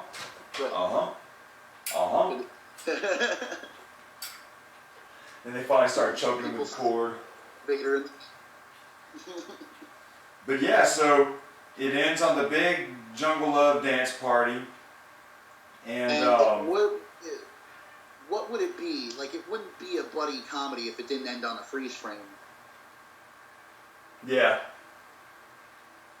But it's technically not the ending, though, because you sit through some credits, and we have, like, what was meant to be, like, the true ending to the Universe. That, we cut to Alanis Morissette as God. Like, this is it's, like, one of the first examples, aside from, like, Ferris Bueller, like, it's one of the few examples in my mind of, like, oh, this is, like, a Marvel post-credit sequence. You wait through all the trailers and all the credits, and it's just Alanis Morissette prancing around as her character from Dogma, as God, and there's a giant book that just says the Universe, and she closes it, and then it cuts to black. Yep. Because this was supposed to be the final one. That was supposed to be it, but, you know, lo and behold, Kevin Smith's career didn't really go the way that he thought it was going to go at the time. It doesn't, you know, it happens. Yeah. And sometimes, I'm pretty sure that's what he called the documentary to Clerks 2, is Back to the Well. So, which is funny, weirdly enough, this is going to be a weird connection to a lot of people, but around the same time, alright, the group Insane Clown Posse, they kind of did the same thing, because when they were coming out, it was about these 6 albums they were going to drop, and each one was a Joker's card, and the 6th and final Joker's card was supposed to be the ending of the saga, and after that, and that album dropped in 2002. Well, after that they did a couple EPs and then an album that didn't really have anything to do with their Joker's card Carnival saga. Well, it wasn't all that well received, so guess what? They're back on a new set of Joker's cards and just sticking with what they know works. And it's kind of weird to me that, like, that's kind of like what Kevin Smith wound up doing too. and it's a point, a lot of people use it as a point of criticism, but for me, it's exactly what I just said. They're like, hey man, it happens. And it's like, again, I haven't seen Jersey Girl yet, but that's the thing. It's like, I know it's not going to be my favorite thing in the world, and I do want to respect where Kevin was coming from at that time, but it is kind of this thing where it's like he does realize kind of where his bread and butter lies nowadays. And I was one of the few defenders of Tusk when it came out. Yoga Hosers, not so much, but Tusk I really enjoyed. But if Moose Jaws happens the way that he says it's going to happen, then it's just going to become another part of the Universe anyway. So yeah, I mean, hell, technically it already is, because in Reboot, his wife is playing the mother of his daughter's character from Yoga Hosers. So he basically puts his horror universe into the Universe, and god dang, what's that guy's name who was in Tusk and Justin Long. Yeah, Justin Long. Justin Long's lawyer character in Reboot is the same character from Zack and Miri. Yeah. And so he's throwing that into the same universe as well, just kind of retroactively fitting them into the Universe very subtly, without saying, because he didn't even say Justin Long's character's name because I guess he couldn't. Come on, food. Or like something like that. But what was I about to say? Yeah, he does show up in Reboot. And this is what I was going to say. Usually Kevin Smith's scripts change around a lot. I remember the first time I saw him do a live show, he had shared like part of his script from Reboot at the time, and the scene that he read, it's like it's in the movie, it's the Brody and Jay and Silent Bob scene, but it was at first incredibly different than how it actually turned out in Reboot, where Reboot, the gag is that they're just repeating the scene over again. There was going to be at least a little something different to the whole setup. But the same thing, I guess, goes with Moose Jaws, that it was going to, like, not even just a couple of side references here and there. It was going to straight up have Jay and Silent Bob in it, basically filling in the Quint role. Yeah, Bob would have been Quint, and it would have made sense because you could see Silent Bob saying that exact same dialogue of the whole shark. It's got dead eyes.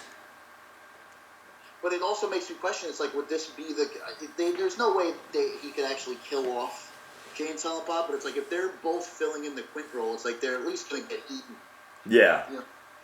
So Yeah. that's going to be crazy. If this movie ever gets made, and then I know that he wanted Genesis Rodriguez's character from Tusk to be kind of like the Richard Dreyfuss character, where it's like, oh, I've dealt with stuff like this before, you know what I mean? Like, Yeah.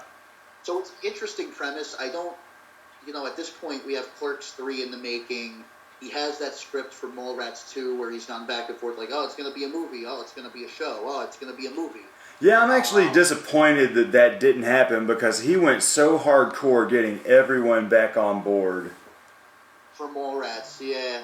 And then I think it's just because I think it was a race to see which got picked up first. Like, Reboot, he kind of willed into existence after the heart attack. He just felt like this is what he needs to do. Clerks 3, like, even before Tusk, like, he's been sitting on and rewriting for years. He does, like, these live shows where it's like, oh, the official Clerks 3 script reading. But again, it's probably that thing where it's like the script he probably read is probably 10 times different from the movie we're going to end up getting at this point. Mallrats was going to be called Mall Brats. Yeah. It's going to be a TV show. It's going to be like fucking Die Hard in a Mall, which I hate to break it to Kevin Smith, but that movie already exists. It's called Paul Blart Mall Cop. Not that it's a good movie, but it's basically Die Hard in a mall. So yeah. It was pretty interesting because I remember he was also doing like casting calls for fans that's like, hey, we want to film a scene of Mallrats 2 at this Comic-Con or something like that, so come on down and you could be in the movie and stuff like that. Nothing really, as far as my knowledge, nothing really came of that. So I think once, Reboot happened and then Clerks 3 is now, of course, I think it's officially picked up again. I think that's going to be his next thing. I don't know, man. I don't know when Moose Jaws is going to come out. I hope it doesn't. Because when I had heard, this was like 2015, when I heard that Jay and Bob would have been the Quint characters, I was like, if you fucking kill Silent Bob, I will be fucking pissed. No less. With a moose, no less. They've met God, and he's going to die from a killer moose. Yeah, that would be fucking bullshit, and I would be pissed off.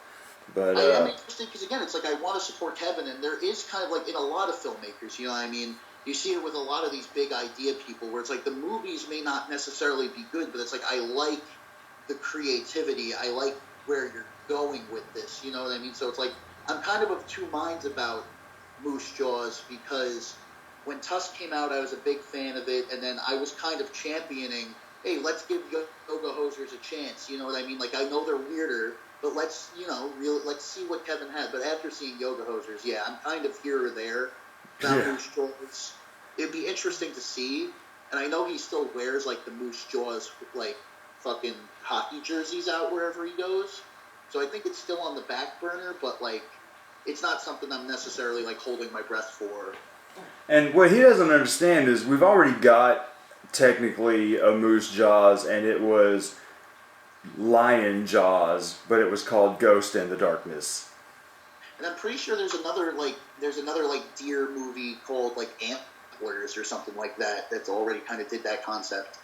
But yeah, we've pretty much reached the end of Jay and Silent Bob Strike Back. Yeah, that is the end of this one. The next episode will be Clerks 2. Clerks Dose. Yeah. I'm excited to talk about that one because there was a time, I haven't watched it in a really long time. Yeah, I haven't seen it in ages. In my life where I preferred it over the first one. And I'm not sure if I'll still hold that feeling, but it's not an uncommon opinion amongst some of the Kevin Smith fans. So it should be interesting to go back and, give it a look-see. Yeah, because I know that a lot of people either hate it or absolutely love it. But, Basement Dwellers, let us know what you think. You know, as soon as this thing is up, share your thoughts, share your reviews. I want to know, what do you think about Jay and Silent Bob Strike Back, and what do you think about Clerks 2? And, you know, also give us suggestions if you want. You know what I mean? It's like we have some ideas on the back burner of, like, some retrospects we want to do afterwards and stuff like that, but it's like, if you guys have a movie that, like, you'd be curious in our thoughts, like, maybe it won't be a podcast episode, but we're always down to chat on the Facebook page about all kinds of things, whatever, you know what I mean? Yeah, throw suggestions down on a movie you might want us to review and talk about. And like I said, I'm going to do my best to try to keep up with the Film Fridays and the Kaiju Corners and stuff like that. That's just kind of my way of spreading some stuff that I love your guys' way, and also, you know, if a new movie comes out and stuff like that, getting your guys' feedback. So, and hopefully, you know, we'll be able to record these at a lot more of a frequent rate where we're not going on, like, we were always kind of a start-stop basis, but yeah, this fucking pandemic, like, really, really threw us off guard. Like, it would have been crazy enough with your working and my, you know, I'm wrapping up college, but it's like, on top of it, like, the whole world was shutting down. yeah. So not fun. Yeah, and this year I'm really hoping to do a whole lot more with our YouTube channel and the podcast and music videos. I'm really hoping to do a whole lot more this year. Yeah, I remember I was talking to you about that it's like, even, you know, I've been coming up with some ideas for, like, music videos as well and stuff like that. And, you know, I really enjoyed your album. Yeah, thanks, dude. Yeah, you know, it's something I tend to go back and listen to a couple of times at work, and it's just, you know, it's just good old-fashioned fucking music, bro. And it's something that kind of gets my creative juices flowing a little bit, so I hope you guys stay tuned, because the passion is definitely here, and we really want to keep this boat afloat, you know, as best we possibly can now that things are kind of easing up a little bit and we're trying to find more time. You know, I still am in the process of moving out and stuff like that, so that's of course going to come with its own set of difficulties, but it's like, it's exactly what I said. The passion is there, and it's like, I'm still, you know, willing and ready to keep this fucking show strong, you know what I mean? Yeah, hell yeah. Because it's a blast every time, man, you know, and we get, from the people who do watch it, we get amazing responses and feedback, so it's like, I just want to keep spreading the love. Yeah, true that. True that On shit. that note, is there any final ratings or final words that you would like to give Jay and Silent Bob Strike Back? All in all, I would say it is. I think they handled the universe references well, like you had said at the beginning, where this can be a great entry point and a great point for veterans, because it does a good job of introducing these characters to newcomers, as well as reintroducing these characters to veterans who are familiar with the world. So like you said, you could watch it as a newcomer and then watch the other ones, and then come back to this and appreciate it a whole lot more. And It has that rewatch value. yeah, a lot of heavy rewatch value. Even though, like, I will say some of the jokes and a lot of it doesn't necessarily hold up all that well. But as far as other movies similar to this that came out around the same time, I think it holds up better than most of those.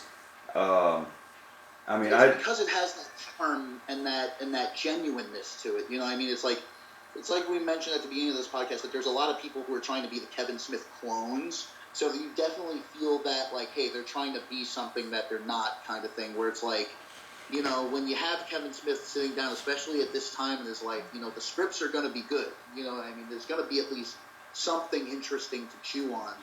And it's something that I responded to on one of the Facebook posts, where it's like, whether you're on the love it side of this movie or the hate it side, it's like, you still could admit that this is still a time in Kevin Smith's career where the movie was memorable. yeah. You know what I mean? You still remember the movie. And that is damn sure right. And as far as a rating goes, I can throw down an 8. I think that's fair. I've kind of, like, over time, just kind of thrown out ratings just because, I could just talk about it and share my feelings to that. But I think an 8.7 is like entirely fair.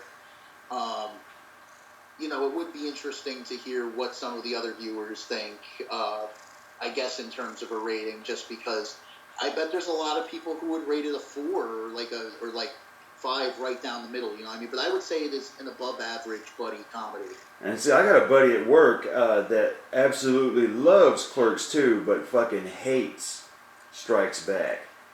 And I can see where he's coming from, but I also disagree. And I've told him, because I was like, because he's excited for Clerks 3, but he hasn't watched Reboot yet. And I told him, I was like, well, if you didn't like Strikes Back, you're not going to like Reboot. Yeah.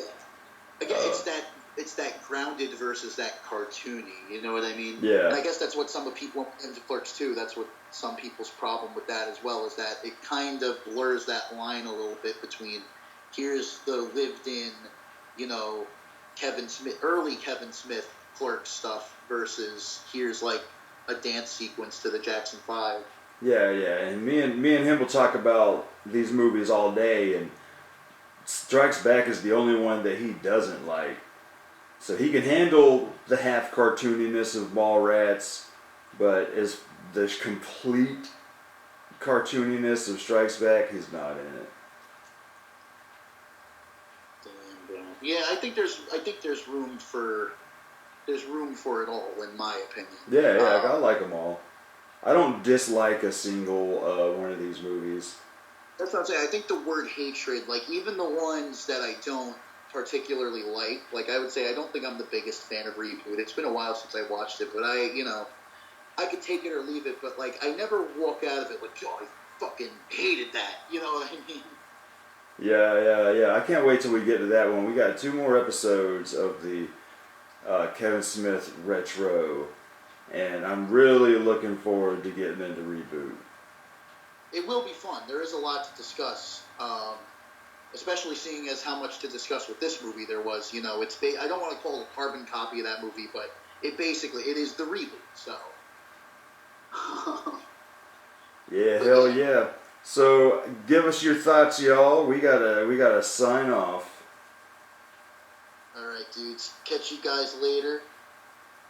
I love you all. Yeah, y'all get ready to spoon some dunes. Spoon the dune.